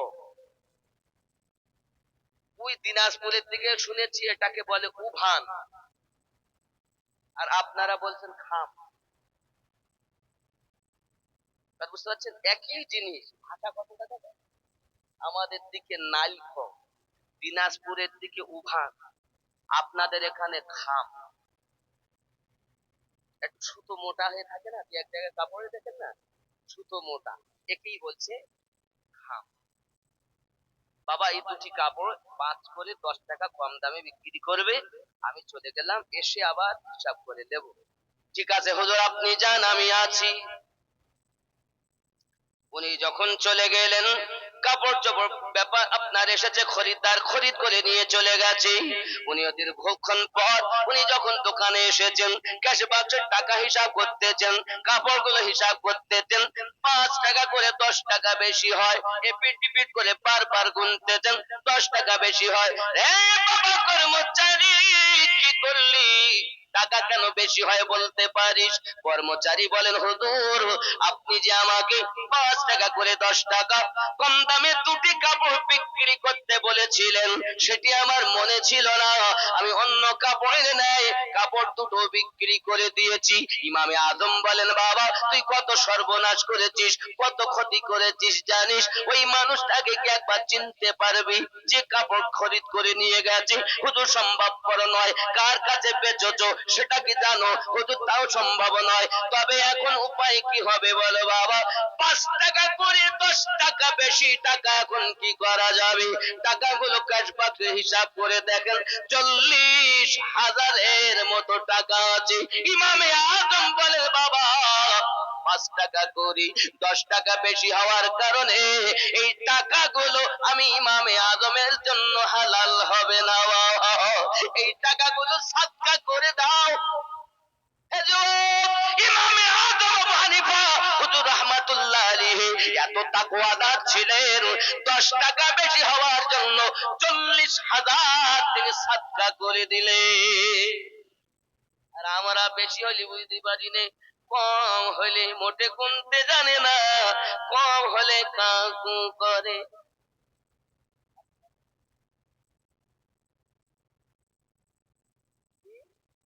এরকম ভাব আছে না নাই? আব্বা আমার সোনা মানিক, এমনি করে জগতের বুকে দেখা যায় ইমামে আজম আবু হানিফার টাকাগুলো সাদকা করে দেওয়াতে বললেন। সব সাদকা হয়ে গেল। একজন ব্যক্তি কাপড় দুটোর সাথে করে নিয়ে এসেছে, ইমামে আজমের কাছে নিয়ে এসেছেন। ইমামে আজম আবু হানিফা, হুজুর আপনি কাপড় দুটো ফেরত নিন আর আমার টাকাগুলো ঘুরিয়ে দিন। ইমামে আজম বলেন, বাবা কাপড় ফেরত দাও কেন বাবা, নিয়ে গেলে ফেরত নিয়ে এসেছো কেন? ডাক দিয়ে বলছেন, হুজুর এক জায়গায় করে দুই জায়গায় কাপড়ে খাম থাকার কারণে আমার বিবি কাপড় দুটি পছন্দ করিনি, তাই আপনার কাছে আমি নিয়ে এসেছি। কাপড় দুটো ফেরত নেন আর আমার টাকা ফেরত দেন। ইমামে আজম সঙ্গে সঙ্গে চোখের পানি ফেলে কান্না শুরু করে দিয়েছেন, টুকরে টুকরে কাঁদতেছে। বাবা তুমি টাকা ফেরত নিতে চাচ্ছ, কাপড় ফেরত দিতে চাচ্ছ, কি এটাই হলো অপরাধ? কাপড়ে দুটি জায়গায় কাটা রয়েছে, দুটি জায়গা খাম রয়েছে। ইমামে আজমের কান্না দেখে কাপড় ফেরত নিয়ে এসেছেন তিনি লাফ করে উঠে বলছেন, হুজুর আমার টাকা ফেরত দিতে হবে না, আমার কাপড়গুলো নিতে হবে না, আমি বাড়ি চলে যাচ্ছি, দয়া করে কান্না বন্ধ করে দিন। ইমামে আজম বলেন, বাবা আমি তোমার টাকা ফেরত দেওয়ার জন্য, কাপড় ঘুরিয়ে নেওয়ার জন্য কাঁদি না, আমি কাঁদি কেন জানো বাবা? এক জায়গায় করি দুই জায়গায় কাপড়ের খাম থাকার কারণে বিবি পছন্দ করিনি। কাল হাসরের ময়দানে আমার আল্লাহ পাক যদি ডেকে বলেন, ইমামে আজম রে তোর আমল নামায় বহু জায়গাতে খাম রয়েছে রে ইমামে আজম, হে ইমামে আজম তোর গতি আমার কাছে জাহান্নাম। আমি তোকে কাপড় নেওয়ার জন্য, টাকা ঘুরিয়ে দেওয়ার জন্য কাঁদি না, আমি ইমামে আজম হাসরের মাঠে আমার নিজের আমল নামার চিন্তায় কাঁদি। আমল নামা ভালো আছে, খাম নাই তো, সুদ খায়, মদ পান করে, নবীর দিওয়ানা, সব খাম। যদি খাম হয় এখনো সময় আছে তওবা করুন। তিনি এমন তাকওয়াদার মানুষ, আল্লাহ কবুল করুন। জোরে বলি আমি, আরো জোরে আল্লাহুম্মা আমিন। আব্বাজি আমার সোনা মানিকেরা, আমরা মোজা পেয়েছি বড় শ্রেষ্ঠ, ওনার ইন্তেকালের পরও তিনি মাজারে জিন্দা। জোরে কোন সুবহানাল্লাহ। বিশ্বাস হয়? হে বাবাজি আমার খেয়াল করুন, ইমামে আজমের কাছে খাজা খিজির এসে শিক্ষা গ্রহণ করতেন। বাবা ইমামে আজম যখন ইন্তেকাল করলেন, এই হযরতে খাজা খিজির আল্লাহ পাকের দরবারে ফরিয়াদ করেন, আল্লাহ এখন আমার উপায় কি হবে? ইলম তো আধুরা রয়ে গেল। আল্লাহ পাক বলেন, খিজির আমার ইমামে আজমের রওজার উপরে যাইয়া তুমি তোমার সবকগুলো বলবে, আর আমার ইমামে আজম মাজার থেকে তোমার প্রশ্নের উত্তর দেবে, তোমার ইনকমপ্লিট গুলো কমপ্লিট করে দেবে। ইন্তেকালের পরও মাজার থেকে যিনি শিক্ষা দিয়েছেন তিনি ইমামে আজম, আর ওনার নামই মাদ্রাসা। জোরে বলি, আরো জোরে বলুন। আব্বা আমার সোনা মানিকেরা, প্যারা রাসূল সাল্লাল্লাহু আলাইহি ওয়াসাল্লামের মুহাব্বত করে, উলফত করে, ইশক করে যারা দুনিয়া থেকে বিদায় নিয়েছেন, তাদের ইহ জগতে লাভ, পর জগতেও লাভ। অমর জীবন হয়ে কবরে চলে গিয়েছেন। আজ আমরাও যদি অমর জীবন লাভ করতে পারি, তাহলে আমাদের জন্য সব হবে। বাবা বিবি আমার কবরে যাবে না, সন্তান আমার কবরে যাবে না, বন্ধু আমার কবরে যাবে না, আমার সঙ্গে যাবে তিনটি জিনিস। এক নাম্বার যাবে আমার আসবাবপত্র মালমাতা, দুই নাম্বার যাবে আমার বন্ধু বান্ধব আত্মীয় স্বজন, তিন নাম্বার যাবে আমার আমল নামা। দুইটা ফিরে আসবে আর একটা সঙ্গে যাবে। কয়টা সঙ্গে যাবে? কোনটা সেটা? ভালো হইলেও যাবে, খারাপ হইলে যাবে না মনে হয়, না খারাপও যাবে? খারাপ ভালো যাহা আছে সবই সঙ্গে যাবে। এখন আমরা যদি কবরে যাই কি উপায়? খেয়াল করুন প্যারা রাসূল সাল্লাল্লাহু আলাইহি ওয়াসাল্লাম সাহাবায়ে কেরাম রিদওয়ানুল্লাহি তাআলা আলাইহিম আজমাইনগণকে নিয়ে ও বক্তব্য রাখছেন আর বলতেছেন, ও আমার সাহাবায়ে কেরাম জেনে রাখো প্রত্যেক ব্যক্তিকে কবরের ভিতরে চাপ দেওয়া হবে, প্রত্যেক ব্যক্তিকে কবরে চাপ দেবে, ঈমানদারকেও চাপ দেবে, বেঈমানও কবরে চাপ দেবে। সঙ্গে সঙ্গে সাহাবায়ে কেরাম রোনাদারি শুরু করেছেন আর একটা প্রশ্ন করতেছেন, আপা তাই যদি হয় তাহলে আপনার সন্তান ইব্রাহিম হুজুরের কবরে ওনার মাজারে কেমনি করে কবরে চাপ দিয়েছি, কবর কি তাকেও আযাব দিয়েছে, কষ্ট চাপ দিয়েছে? সঙ্গে সঙ্গে নবী পাক বলেন, হ্যাঁ হ্যাঁ তাকেও কবরে চাপ দিয়েছে।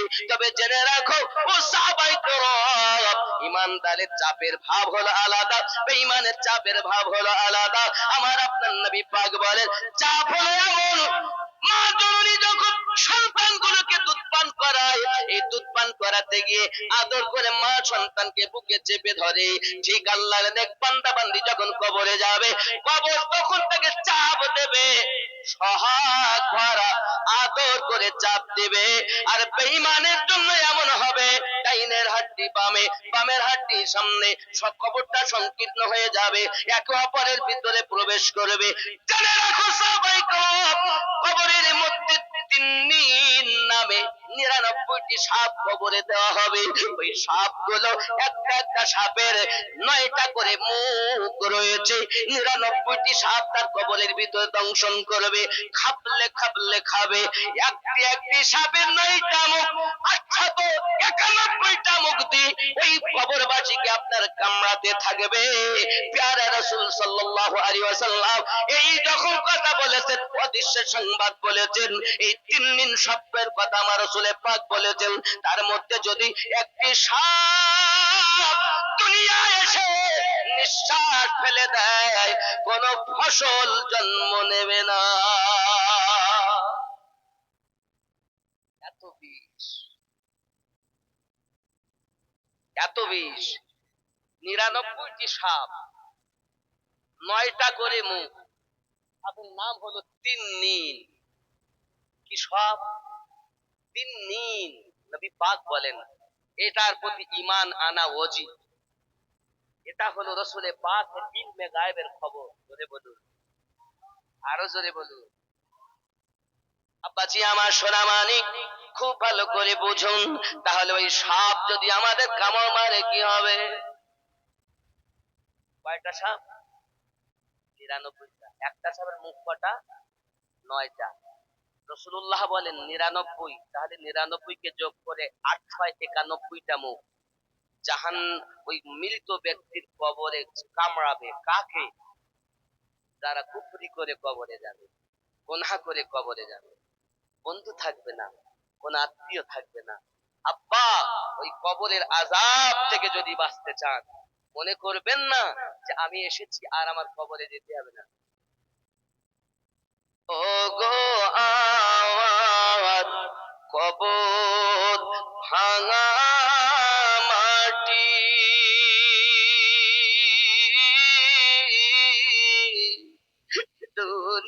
দুনিয়ার সব মায়ার পিছনে তোমাকে জেনেছি খাঁটি, পেতে দিবে তুমি ধুলির আসন, ওগো জানাবে আদর কত,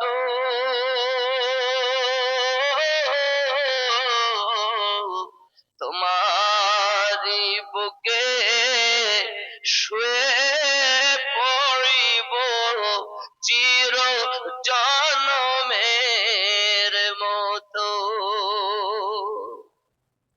রবে না সেদিন পিতার আদর, মায়ের স্নেহের চুম,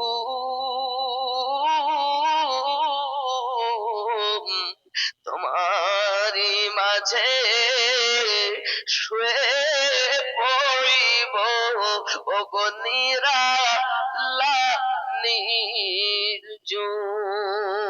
নির্জুম ও গো আমার কবর ভাঙা মাটি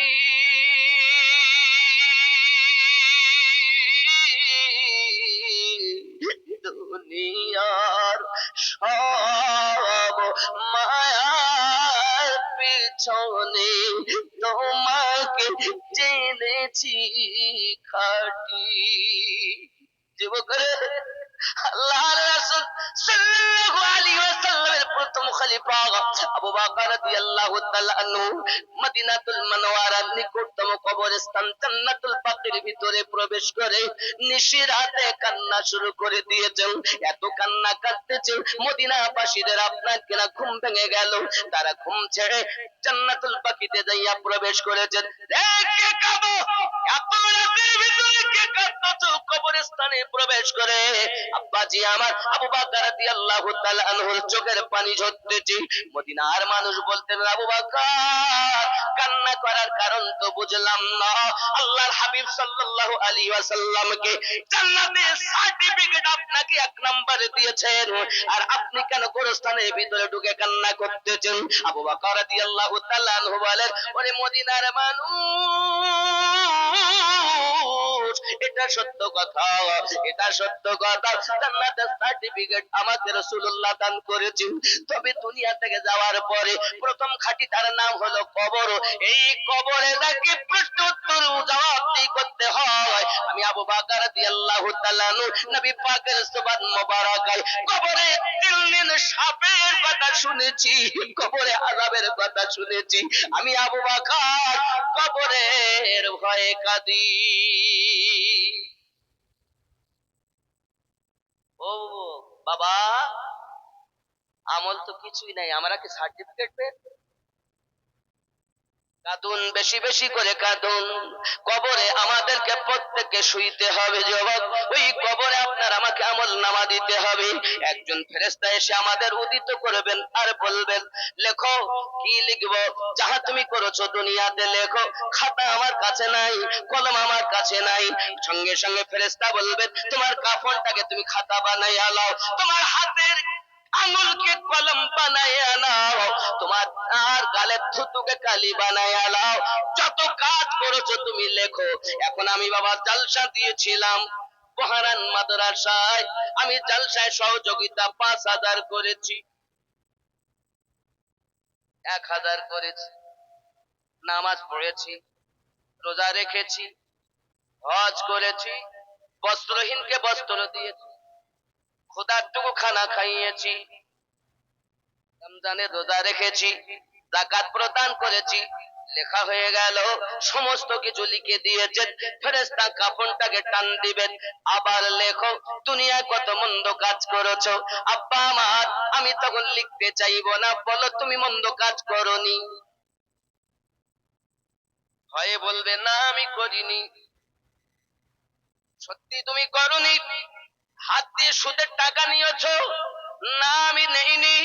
অমুক দিন অমুক সময় অমুক লোকের কাছ থেকে সুদের টাকা লেনদেন করেছো, টিকিট কেটেছো। এখানকার ছেলেরা টিকিট কাটে না, খুব কাটে না, কাটে না। হাত দিয়ে টিকিট কেটেছো বলে আমি কাটিনি।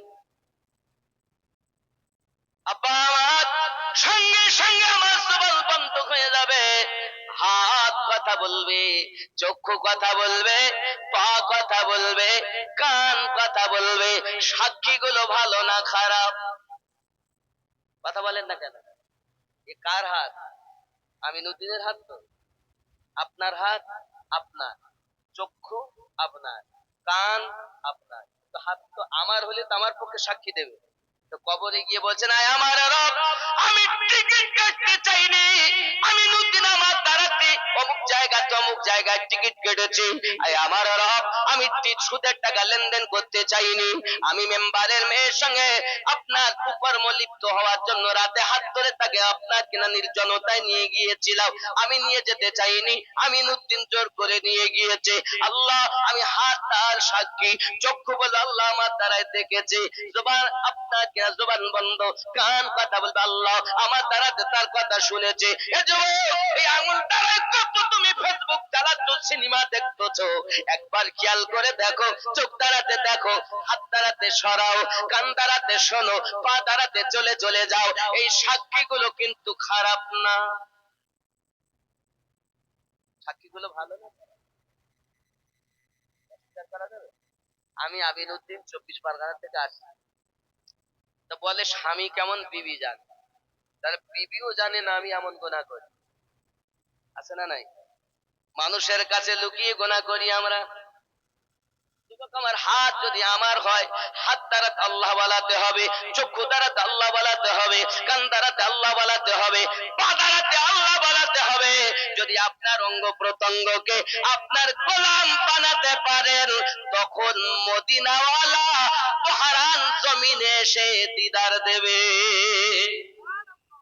আপনার নবী পাবো? হ্যাঁ, পা কোথায়? কত লোক গেল, মুখে শুধু নবী নবী করলো, মুখে বললে কাজটা। নবী আসেন, ডাক শোনেন। কোথায় আছেন? জানেল থেকে সূরা আহজাব আয়াত নাম্বার 6। রব্বে করিম বলেন, বিসমিল্লাহির রহমানির রহিম, আন-নাবিয়্যু আওলা বিল মুমিনিনা মিন আনফুসিহিম। প্রত্যেক মুমিনের জানের থেকে আরো নিকটে নবী রয়েছেন। এখন মুমিন হবে যারা, নিকটে মানবে তারা, আর মুমিন হবে না যারা, মদিনাতে নবীকে মানে তারা। নামাজ যখন পড়ে তখন বলে আসসালামু আলাইকা আইয়ুহান নাবিয়্যু, এই নবীর উপরে দরুদ ও সালাম। আর নামাজ থেকে বাইরে এসে বলে আমি বহরানের মাটিতে, নবী মদিনার জমিনে। তাহলে কথার সঙ্গে কাজের মিল। ব্যক্তি মুমিন নয়, যেই বলল নবী মদিনায়, ওর কথায় সে মুমিন হতে পারিনি। কারণ আল্লাহ পাক বলেছেন মুমিন হবে যারা জীবনের থেকে নিকটে নবীকে বিশ্বাস করে তারা। না, আমাদের নবী মদিনায় না আমাদের কাছে? নবী ডাকলে শোনেন, আমাদেরকে দেখেন। যদি মনে করেন দেখেন আল্লাহ ক্ষমতা দিয়েছেন, আল্লাহ দেখছেন নিজ ক্ষমতায়, আর নবী দেখতেছেন আল্লাহ পাকের প্রদত্ত ক্ষমতায়, এর নাম ঈমান। আর আপনি যদি মনে করেন নবী দেখেন না, তা আপনার ঈমান। আব্বা, আমাদের এইগুলোকে আগে ঠিক করতে হবে, মদিনাওয়ালাকে দিলে বাসাতে হবে, তাহলে লাভ। জীবনের থেকে বেশি রাসূলুল্লাহকে মহাব্বত করতে, ঠিক কিনা বাবা? তাহলে হাত আমার কথা বলবে, আমার পক্ষে সাক্ষী দিবে, পা আমার পক্ষে সাক্ষী দেবে, চক্ষু আমার পক্ষে সাক্ষী দিবে, এ বিবি এ বাচ্চা এ দুনিয়ায় সব বেপক্ষে সাক্ষী দেবে। কিন্তু হাতও যদি বেপক্ষে দেয়, তো আমার মানব জীবনটাই বেকার। যদি আপনি আপনার অঙ্গকে নিজের গোলাম বানাতে চান, আল্লাহ ওয়ালাদের দ্বারস্থ হয়ে যান। আব্বা আমার কেউ আছেন ওয়াহারের সরজমিনে, কেউ আছেন বেলিলি শরীফের সরজমিনে, কেউ মাহারারা শরীফের সরজমিনে। এক কথায় আল্লাহ ওয়ালাদের কাছে চলে যান, যারা স্পেশালিস্ট ডক্টর, তাদের কাছে আমাদেরকে যেতে হবে। এহ জগতে লাভ, পর জগতে লাভ হবে। কথা বুঝতেছেন? দুনিয়ায় কেউ কারো নয়, সব আপন আপন স্বার্থে ভালোবাসে। আর নবী পাক আমাদেরকে বিনা স্বার্থে মহাব্বত করেন। জোরে বলি আল্লাহ। আরো জোরে ইয়া রাসূলুল্লাহ। ও গো চাঁদ, তুমি বলে দাও আমার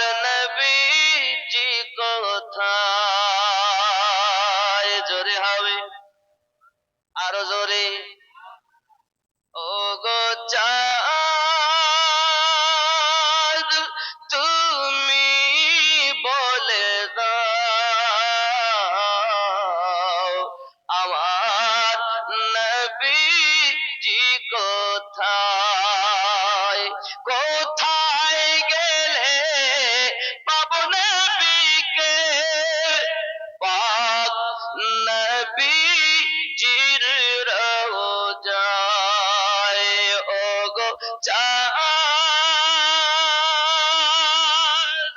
তুমি বলে দাও আমার নবীজি কোথায়। জোরে হবে, আপনাদের আওয়াজ কমে গেল, একটু জোরে ইয়া রাসূলুল্লাহ, আরো জোরে ইয়া রাসূলুল্লাহ। মায়েরা মাশাআল্লাহ মাশাআল্লাহ, দেখেন আমার আম্মারা ৯,৯৪০ টাকা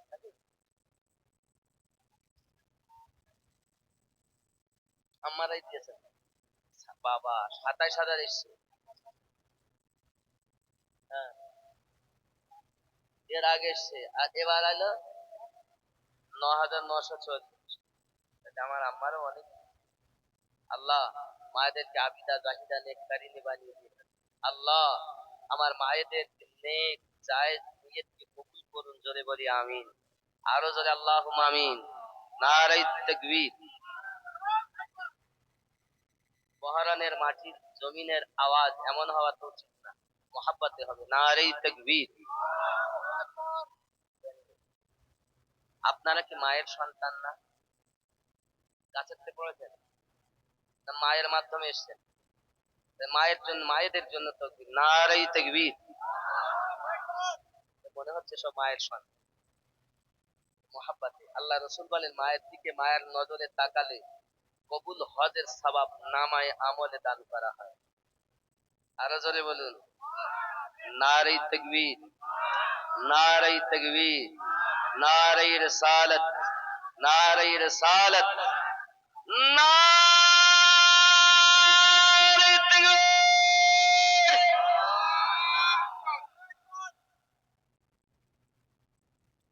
তাও কমপ্লিট হয় 90% হয়েছে, 10% এখনো বাকি।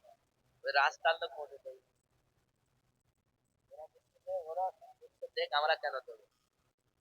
বাবা আপনারাও তো আমাদের সঙ্গে, তকবীর মহাব্বতে দেওয়া লাগবে, দিবেন তো ইনশাআল্লাহ।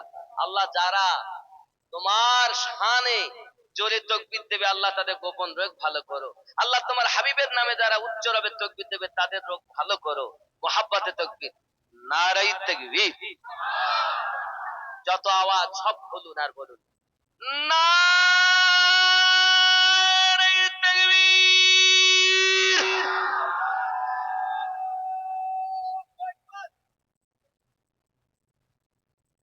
নারে রিসালাত। এই দেখেন আশিকের রাসূলের মহাব্বত মহারানের মাটিতে জালসা হচ্ছে আজ বোঝা যাচ্ছে। মাশাআল্লাহ, আল্লাহ কবুল করুন। আমার আম্মা জানদেরকে আরো বেশি বেশি দান করার তৌফিক দান করুন। আল্লাহ আমার আম্মা জানদেরকে আবিদা জাহিদা নেককারিনী বানিয়ে দিন। জননী মায়েদেরকে আল্লাহ নেক সন্তান প্রসব করার তৌফিক দান করুন। আরো জোরে বলি আল্লাহুম্মা আমিন। আজকের এই মেহফিলে 3টি বাচ্চার দাস্তারে কিরাত হবে। কোন মায়ের সৎ সন্তান, কোন বাপের সৎ পুত্র। আল্লাহ আপনি সকল পিতা ও মাতাকে আপনার দরবারে কবুল করে নিন, জোরে বলি আমিন। আরো জোরে আল্লাহুম্মা আমিন। আমার জননী মায়েরা, পৃথিবীর জমিনে আল্লাহ পাকের এই ইসলাম ধর্মের জন্য রাসূলে পাকের মায়াতে জীবন যারা স্বর্গ করেছেন, নবীকে সব থেকে বেশি মুহাব্বত করেছেন। সামান্যত আপনি টাকা দিয়েছেন, আল্লাহর হাবিবের মুহাব্বতে নিজের সন্তানকে কুরবান করেছেন। ইসলাম ইতিহাসে অনেক আশিকান আল্লাহর হাবিবের এমন গুজরে গেছে। একদা হযরতে বেলাল রাদিয়াল্লাহু তাআলা আনহু মসজিদ নববীর কাছে এসে এলান করে দিলেন, ঢাক পিটিয়ে দিলেন, যুদ্ধের ময়দানে কারা সব শামিল হন, নববী মসজিদের সম্মুখে হাজির হয়ে যান।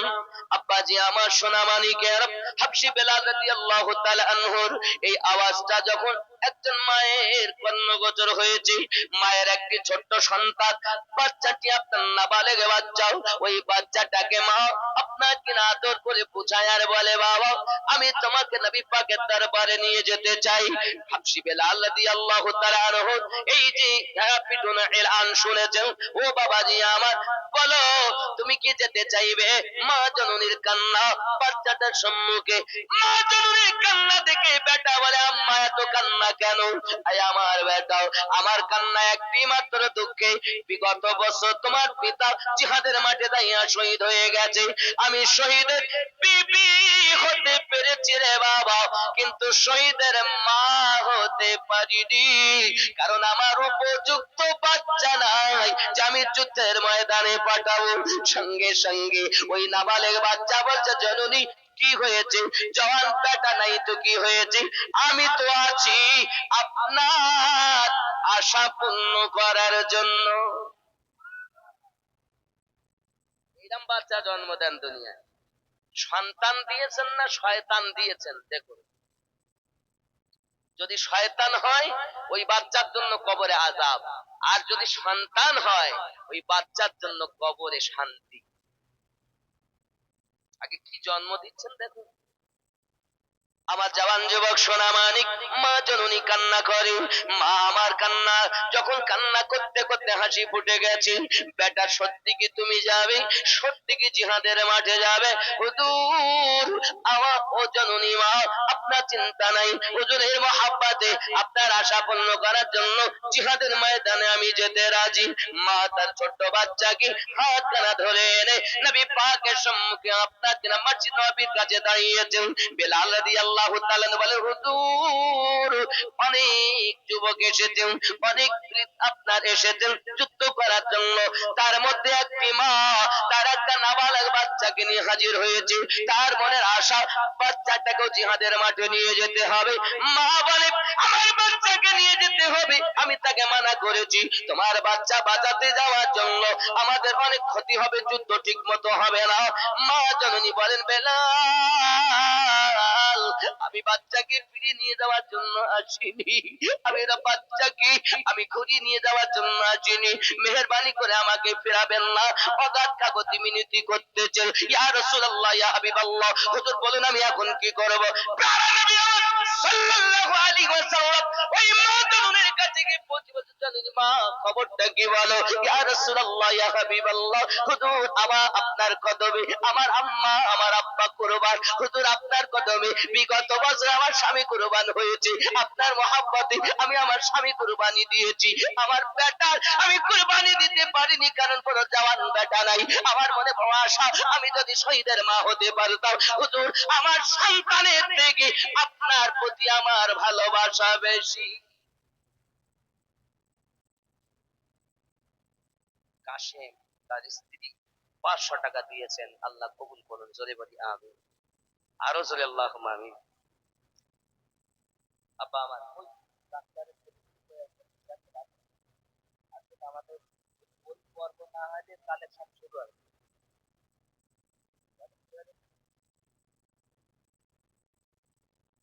যারা দাসদারে কেরাত যারা আছো বাচ্চারা, তোমরা এসো অবিলম্বে, মুফতি সাহেব আসবেন, বক্তব্য দিবেন। রাগ হচ্ছে আমার কথা? আমি তো আর ছেড়ে দেবো, বলবো চলবে, আমি তো বেলা 11টা অব্দি চলবে। আমাদের সেক্রেটারি বলছিলেন যে আমাদের শুক্রবার যদি না হতো তো জোহর বাদ পর্যন্ত আমাদের দোয়া খায়ের হয়, কিন্তু যেহেতু শুক্রবার, এর জন্য আমার 11। আপনার নাম? সভাপতি সাহেব মাদ্রাসা মাদ্রা না, আমি তা বলি না।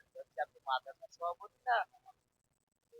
মাদ্রাসা সভাপতি মানিজুল ইসলাম, আগে 10 আর এখন 20, মোট ও আগে 10 আর এই 10, মোট 20, তাহলে 20,000 হলো। আপনারা খুশি না বেজার? খুশি তো? আচ্ছা, চোখ না রে দেখবি। নারায়ে রিসালাত, মাসলাকে আলা হযরত, নারায়ে গওস, নারায়ে খাজা, নারায়ে তাকবীর।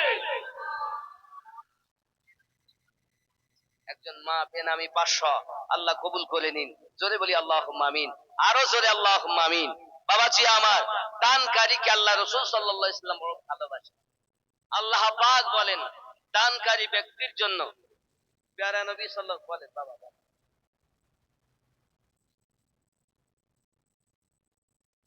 সুবহানাল্লাহ, হাজী নেয়ামত নেয়ামত শেখ এমএলএ সাহেব, তিনি মাদ্রাসার জন্য 50,000 টাকা দেন। নারে তাকবীর, মহাব্বতে নারে তাকবীর, নারে রিসালাত। আল্লাহ পাক দান কবুল করুন, আল্লাহ যদি বরকত দিন, ওনার মনের বাসনা পূর্ণ করুন। একজন কোরআন মাজিদ হাদিয়া 600, একজন দিয়েছেন 500, আল্লাহ কবুল করে নিন, মনের নেক জায়েজ নিয়ত পূর্ণ করুন, আল্লাহ জগৎ পরজগৎ মঙ্গলময় বানিয়ে দিন। আরো জোরে বলি আল্লাহুম্মা আমিন। নারে তাকবীর, নারে রিসালাত। দানকারী দাতাগণ, আরো জোরে দানকারী দাতাগণ, নারে তাকবীর। আছে আছে ইনশাআল্লাহ হবে। আমি এখনো পয়সা চাইনি, ই জওয়ান যুবক, এই হাত দ্বারা আল্লাহ পাকের রাসূলের রওজার নিকটে গিয়েছি বাবা, মোহাম্মদ সিরাজ আলী 1000 টাকা আল্লাহ কবুল করুন, জোরে বলি আমিন। উস্তুনে হান্নানা, জি মেম্বারে আপনার কিনা যে থাম্বার ভিতরে ভরা উস্তুনে হান্নানাকে তো ছুঁইতে পারিনি, তবে মনে করুন এটা হলো রডের মধ্যে লোহা আছে থাকে খাপা এরকম, দেওয়ালের ভিতরে উস্তুনে হান্নানা, দেওয়ালটাকে হাত দিয়ে ছুঁয়ে এসেছি, খানায় কাবা হাত দিয়ে ছুঁয়েছি, গেলাম ধরেছি, হাতে আপনার জন্য দোয়া হবে আল্লাহ পাক যেন আপনাকে আমাকে নবী পাকের সাচ্চা গোলাম বানাইয়া নেয়। কোন জায়গায় যদি আল্লাহ আপনাকে কখনো মদিনায় নিয়ে যায়, যাবেন তো রিয়াজুল জান্নাতে, যখন তো অ্যাপসের মাধ্যমে এখন ঢুকতে হয়, তো রিয়াজুল জান্নাত থেকে বার হওয়ার সময় দুটো থাম্বা, বাম হাতের যে থাম্বাটা মোটা, এই থাম্বার মধ্যে উস্তুনে হান্নানা খেজুরে সেই কাঠ ভরা, যে আমার নবীর মহাব্বতে কাঁদতেছিল, জোরে বলে এটা খেয়াল রাখবে। যদি আল্লাহ বাম সাইডেই ভরা, আব্বা আমার যে নবীর মহাব্বতে কেঁদেছে, একটা কাঠ যদি কাঁদে, আর আমরা তো মানুষ, আমরা কাঁদি মানুষের মতো কেঁদেছে। বন্ধুরে আমার, জননী মা নবী পাকের দরবারে আরজি জানাচ্ছেন, হুজুর আমি শহীদের বিবি হয়েছি, কিন্তু শহীদের মা হতে পারিনি। হুজুর আমার জওয়ান কোনো বাচ্চা নাই, নাবালেগ একটা বাচ্চা হুজুর আমি এনেছি, জিহাদের ময়দানে নিয়ে যেতে হবে হুজুর, ফিরিয়ে নিয়ে যাওয়ার জন্য আমি আসিনি, মেহেরবানি করে কবুল করুন। আমার আপনার নবী বলেন, আয়া জননী উম্মাতান, যেই বাচ্চাটাকে বাঁচানোর জন্য, তোমার বাচ্চাটাকে বাঁচানোর জন্য আজ আমার সিপাহীদের, আমার লস্করদের বড় সুবিধা হবে। দুশমনেরা তীর ধনুক চালাবে, তারা তলোয়ার চালাবে, বাচ্চাটা শহীদ হয়ে যাবে, বাচ্চা তো বাঁচানো সম্ভবপর নয়। মা জননী টুকরে কেঁদে উঠে বলছেন, দরুদি আমি বাচ্চা ফিরিয়ে নিয়ে যাওয়ার জন্য আপনার দরবারে নিয়ে আসিনি হুজুর, আমি নিয়ে এসেছি এই কারণে, যখন কোন দুশমন আপনার দিকে তীর চালাবে, আপনার দিকে যখন নেজা চালিয়ে দিবে, আপা ইয়া রাসূলুল্লাহ আপনি খবরদার ওই তীরের দিকে তীরটা যেন আপনি আপনার দেহে নিবেন না, আমার বাচ্চাটাকে তীরের সম্মুখে করে দিবেন। আমি মা জননী চাই আমার বাচ্চার কলিজা তীরের আঘাতে দেহটা যেন ছাদরা হইয়া যায়। আয় আকা আমার মনে বড় সাধ, আমি শহীদের মা হতে চাই। মা কেমন গো দুনিয়ায় প্যারা রাসূলের কদমে সন্তান কুরবানি করে দেয় বাবা, আর আমরা পৃথিবীর জমিনে সন্তানটাকে শিক্ষা দিতে চাই না ঠিকভাবে। আমার আব্বা জানেরা প্রাইভেটে না গেলে বাচ্চা বকাবকি করি, আব্বা আমার স্কুলে না গেলে বকাবকি করি, কিন্তু ফজরের নামাজ না পড়ে বাচ্চা ঘুমিয়ে থাকে, মা বাপ ঘুমিয়ে থাকে, একবার মা প্রতিবাদ করে না, আব্বা প্রতিবাদ করে না। বাবা আমার নিজের সন্তান যদি মানুষের মতো মানুষ করতে চান, নিজে আগে আমল শুরু করে দেয়। আমার গৌসে ওয়াহারি আলিমউদ্দিন নকশবন্দি রাহমাতুল্লাহ আলাইহি জন্যই তো বলেছেন, ওরে মানুষ যেদিন মানুষ হবে,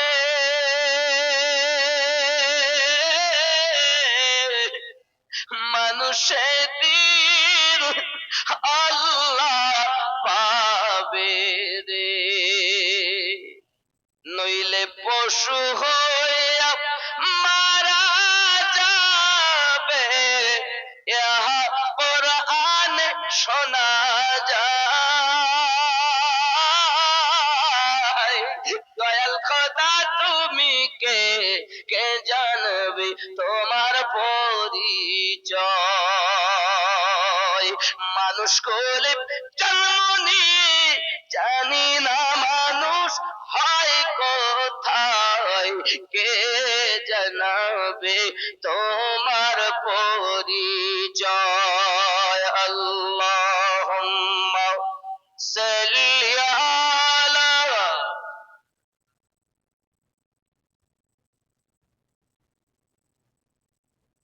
وعلى آل سيدنا।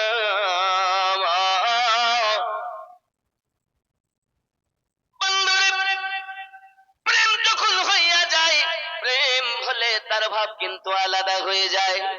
আব্বা আমার জওয়ান যুবকেরাও, প্রেমিকের ব্যাপারটাই কিছু আলাদা। প্রেম অন্তরে যাদের একবার গেঁথে যাবে, জীবন দিবে কিন্তু প্রেম ছাড়বে না বাবা। এর নাম হলো ইশকে রাসূল, এর নাম হলো ইশকে আপনার কিনা ভালোবাসাও। আব্বাজি আমার সোনা মানিকের খুব ভালো করে বুঝুন, প্যারা নবী নূরুল আলা নূর নবী সাল্লাল্লাহু আলাইহি ওয়াসাল্লাম মক্কার জমিনে রব্বে কারীমের কালামুল্লাহ শরীফ তেলাওয়াত করছেন বাবা। এই তেলাওয়াত করা দুশমনরা পর্যন্ত আপনার তেলাওয়াত শুনতে আসতো বাপ। আবু জাহেলের মতো দুশমন নবী পাকের তেলাওয়াত শুনে সারা রাত মুক্ত হয়ে থাকতো। আবু জাহেলের বিবিরা তেলাওয়াত শুনে মুক্ত হয়ে থাকতো, দুশমনের দল তেলাওয়াত শুনে মুক্ত হয়ে থাকতো। যুবক, কিতাবের ভিতরে আসতেছে প্যারা নবী সাল্লাল্লাহু আলাইহি ওয়াসাল্লামের তেলাওয়াত এত সুন্দর, দুশমনদের কলিজা হিলে যেত। কিতাবের ভিতরে আছে বন্ধু, একটি বালক আমার দয়াল নবী পাক সাল্লাল্লাহু আলাইহি ওয়াসাল্লাম আপনার কিনা তার মহাব্বতে পড়ে গেছে। বালক, বাপ কিন্তু নবী পাকের দুশমন, সন্তান কিন্তু নবী পাকের আশিক। কেমন ভাবে আশিক হলো?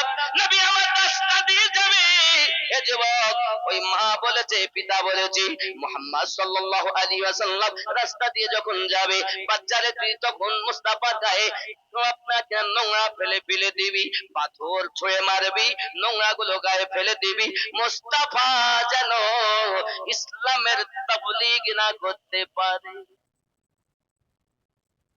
যুবক আমার, মায়ের কথা বাপের কথা শুনে সন্তানটি আপনার রাস্তায় দাঁড়িয়ে আছে। আমার দয়াল রাসূল ওই রাস্তা দিয়ে আপনার কিনা রওনা দিয়েছেন। মা এবং বাপের কথায় তার হাতে আছে, কাছে আছে পাথর, হাতে কিছু আছে নোংরা, মুস্তাফার গায়ে ফেলতে যাবেন। নবী আমাদের নিকটে এসেছেন, আমার নবী পাকের চেহারায় অদ্দুহা দেখেছেন, আর তার হাতের নোংরা গুলো হাত থেকে পড়ে গিয়েছে। অন্তরে প্রেম জমাট বেঁধেছে, আর পাথর মানে না, নোংরাও ফেলে না। হে যুবক, তাইবা বিশ্বাস 500 টাকা আল্লাহ বাচ্চার হায়াত দারাজ করে দিও আল্লাহ। আকিদা জাকিদা দেখতে 500 টাকা দিয়েছে। তাইবা নামে ছোট্ট একটি বাচ্চি, নারে তাকবীর, নারে রিসালাত, নারে রিসালাত। আল্লাহ দান কবুল করুন, জোরে বলি আমিন। আব্বাজি আমার সোনা মানিক, খেয়াল করুন, এখন ওই বালক আপনার কিনা প্রেমে পড়ে গেছে। পিতা বলে, বাবা রে, হে বাবা, রাস্তায় দাঁড়িয়ে থাকবি, মোস্তাফা এলে নোংরা ফেলবি। বাচ্চা তো ফেলা তো দূরের কথা, আব্বার কথা শুনে যায় বটে, কিন্তু কিছুই বলে না, খালি চেহারায় ওর দোহা দেখতেই থাকি। আব্বা আমার প্রেম বৃদ্ধি হয়ে গেছে। একদিন দুই দিন যেতে যেতে বাচ্চা কিন্তু আর বাপের কথা শুনে রাস্তায় দাঁড়িয়ে থাকে না, খাওয়া দাওয়া বন্ধ করে দিয়েছে, আব্বা আমার চলাফেরা বন্ধ হয়ে গেছে।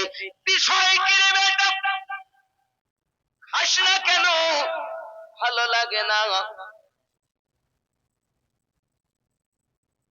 আব্বাজি আমার খাওয়া বন্ধ করে দিয়েছে, কারণ আশিক যখন হয় মাসুক না পেলে আশিকের ভালো লাগে না।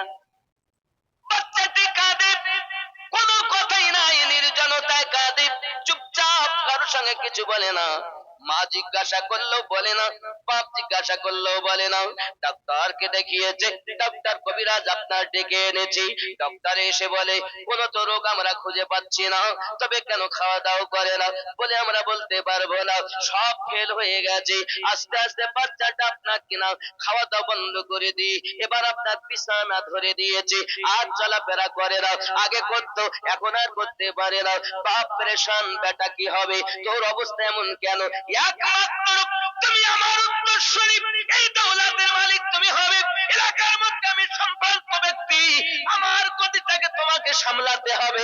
তুমি যদি এখনই এমন হয়ে যাও, তাহলে আমার এগুলো কি দেখবে? বলে পিতাটা বলতে পারবো না, তবে আমার দুনিয়ায় কিছুই ভালো লাগে না। পানি ভালো লাগে না, খাদ্য ভালো লাগে না, কিছুই ভালো লাগে না। কোন মানুষের কথা যেন আমার ভালো লাগে না। বাপ বকার চেষ্টা করো, ডাক্তার কবিরাজ দেখিয়ে কোনো ঔষধ পেলেন না, রোগ কোনো খুঁজে পাওয়া গেল না। বেটা মারা যাবে, মা জানে নিশ্চিত, মা কাঁদে, বাপ কাঁদে। বাপ এসে বলে বেটা তোর অবস্থা তো খুবই খারাপ হয়ে গেল, আমি জানি বাঁচবে না। কবিরাজরা বলেছে তুই মারা যাবি, ডক্টরেরা বলেছে তুই মারা যাবি, একবার তো শেষ যদি কোনো ইচ্ছা থাকে, আমি তোর পিতা, আমাকে নির্ভয়ে বল, আমি তোর আশাটাকে পূর্ণ করে দেব। বেটা বলে আব্বুজি আমার আশা আপনি পূর্ণ করবেন মরণের আগে। কি করব বাবা বল? ওই বাচ্চাটি ডাকতে বলে আব্বুজি যদি আমার শেষ জীবনের মতো শেষ আশাটা পূর্ণ করতে চান, তাহলে প্যারা রাসূলুল্লাহকে ডেকে আমার সঙ্গে একটু দিদার করাইয়া দেন। এ বাবা, বাপ পাগের মতো গর্জন করিয়া রে বলি, তার জন্য কি করব? যে বাচ্চাটাকে পাথর মারার জন্য, নোংরা গায়ে ফেলার জন্য আমি লালন পালন করে শিক্ষা দেই, ওই বেটা তার প্রেমে পড়ে গেছে, বাঘের মতো গর্জন করে। বেটাটাকে মারবে অতি অবশ্যই, কিন্তু বেটাকে মারতে পারে না, তার একটাই কারণ, কারণ ওয়াদা করেছে শেষ ইচ্ছা পূর্ণ করবে বাবা। এখন প্যারা রাসূলের দরবারে সংবাদ পাঠিয়েছে, যাও না যাও না, নবী পাকের দরবারে পাঠিয়ে দেওয়া হলো। আব্বাজি আমার নবী পাকের দরবারে সংবাদ, ছোট আশিক আপনার একবার জনমের মতো তাকে দেখে যান। সুবহানাল্লাহ। ও বাবা, বাচ্চা যদি নবী আশিক করতে পারেন, কিন্তু আপনার আমার বাচ্চারা শুধু পাবজি এবং আপনার কি খেলে, ফ্রি ফায়ার খেলে, পাবজি খেলে, শুধু বলতে মার মার। এখানকার ছেলেরা খেলে টেলে না, ছোট বাচ্চা। বাবা আমার এখনো কথা ভালো করে বলতে পারে না। বাচ্চাটাকে আপনার কিনা মা জননী রান্না করে নিয়ে গেছে, ম্যাগি খাওয়াবে, অন্য খাবার খাওয়াবে, দুধ গরম করে নিয়ে গেছে, বাচ্চা খাও, খাবে না। বলে কেন? বলে আমাকে আগে মোবাইল দাও, মোবাইল চলবে তারপর গিলবে। এখানকার ছেলেরা এরম করে টরে না। ওরে আমার জননী, পেটে বাচ্চা যাওয়া থেকে তুমি সিরিয়াল দেখা বন্ধ করনি, সিনেমা দেখা বন্ধ করনি, আল্লাহর কোরআন মোতাবেক জীবন গঠন করতে পারোনি। রাসূলুল্লাহ বলেন সন্তানের চরিত্র ভালো হওয়ার জন্য মায়ের 3 ভাগ দায়িত্ব, আব্বার 1 ভাগ দায়িত্ব। বাচ্চাগুলোর ভিত গুলো যদি মজবুত করে দিতে পারে তার পিতার মাতা, ওই বাচ্চার উপরে ছাদ যখন দেবে, ভিত যদি মজবুত হয়, ওই ভিতের উপরে ছাদ দিলে ছাদে আর কোনো অসুবিধা হবে না, ভাঙার কোনো আপনার কিনারে থাকবে না, পড়ে যাবার কোনো গ্যারান্টি থাকবে না। আর ভিত যদি হয় দুর্বল, টিনের ঘর করতে হবে, ছাদ দেওয়া যাবে না। আপনি মনে করতেছেন আমি ভিত ভালো করেছি, দেখা যাচ্ছে নরমাল সিনেমাখোর, টিকিটখোর, সুদখোর, মদখোর, গাঁজাখোর, নাফরমান সন্তান নাই, শয়তান জন্ম দিয়েছে।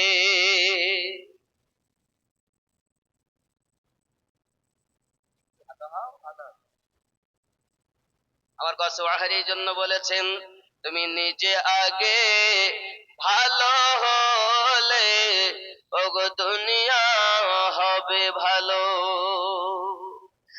নিজে মন্দ কর্ম করে পরকে কেন মন্দ বলো, দুনিয়া হবে ভালো। ওগো নিজে ভালো হওয়ার তরে চল না রে মন পীরের দারে রে। এখন কি আল্লাহ, খেলাফত সব পথে বিক্রি আছে। চারটার খেলাফত উপযুক্ত না হলে খেলাফতের জন্য কাম, ক্রোধ, লোভ, মোহ, মৎসর্য বিলীনই করতে পারে খেলাফত। তরিকতের মাল নাই ওখানে। কথা বুঝতে পেরেছে? খেলাফত দেওয়া যাবে শরিয়াত অর্ডার করে, কিন্তু ভিতরই তার আল্লাহ বলে। ওর কাছে বায়াত হলে আপনি কিছু পাবেন। অরিজিনালের কাছে বায়াত হন, নিশ্চিত আপনার পীর রাসূলে পাকের সঙ্গে আপনার দাঁড় করাবে হাসরের ময়দানে। এই পীরের সঙ্গ ধরে আল্লাহ আমাদেরকে আহ্বান করবেন। প্রমাণ সূরা বনী ইসরাঈল আয়াত নাম্বার ৭১। জোরে বলুন সুবহানাল্লাহ। আল্লাহু আকবার। একটু উঠে দাঁড়ান, মুফতি সাহেব আসছেন, উঠে দাঁড়ান। আলেমে দ্বীন আসছেন, নারে তাকবীর।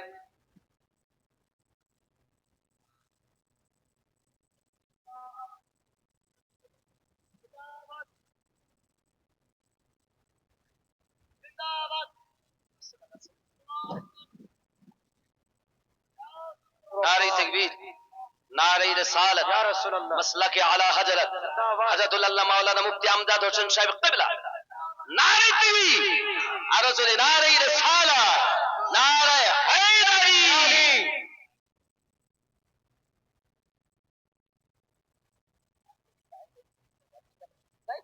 আপনি এখানে আছেন,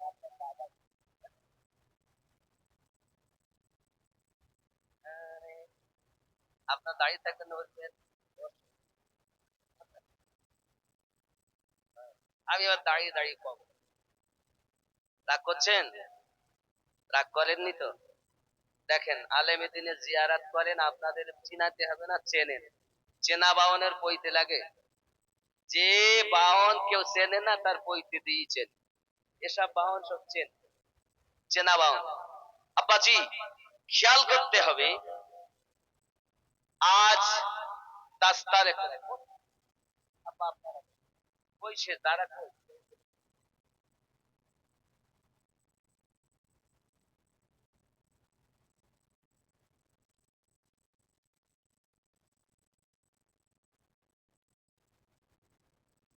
এ দেখেন,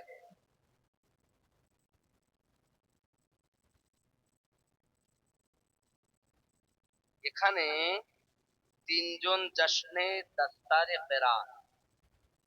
এখানে আছে কারি আব্দুর রওশন আলী, পিতা শফিকুল ইসলাম, প্রদীপ ডাঙ্গা হরিহর পাড়ায় বাড়ি। ওনার আব্বা রওশন আলী সাহেব নাকি রওশন আলী, এনার আব্বার নাম শফিকুল ইসলাম। শফিকুল ইসলাম সাহেব আছেন? আপনার ছেলে কেরাত ডাক্তার পাবে, আছেন কি? দয়া করে একটু আসবেন।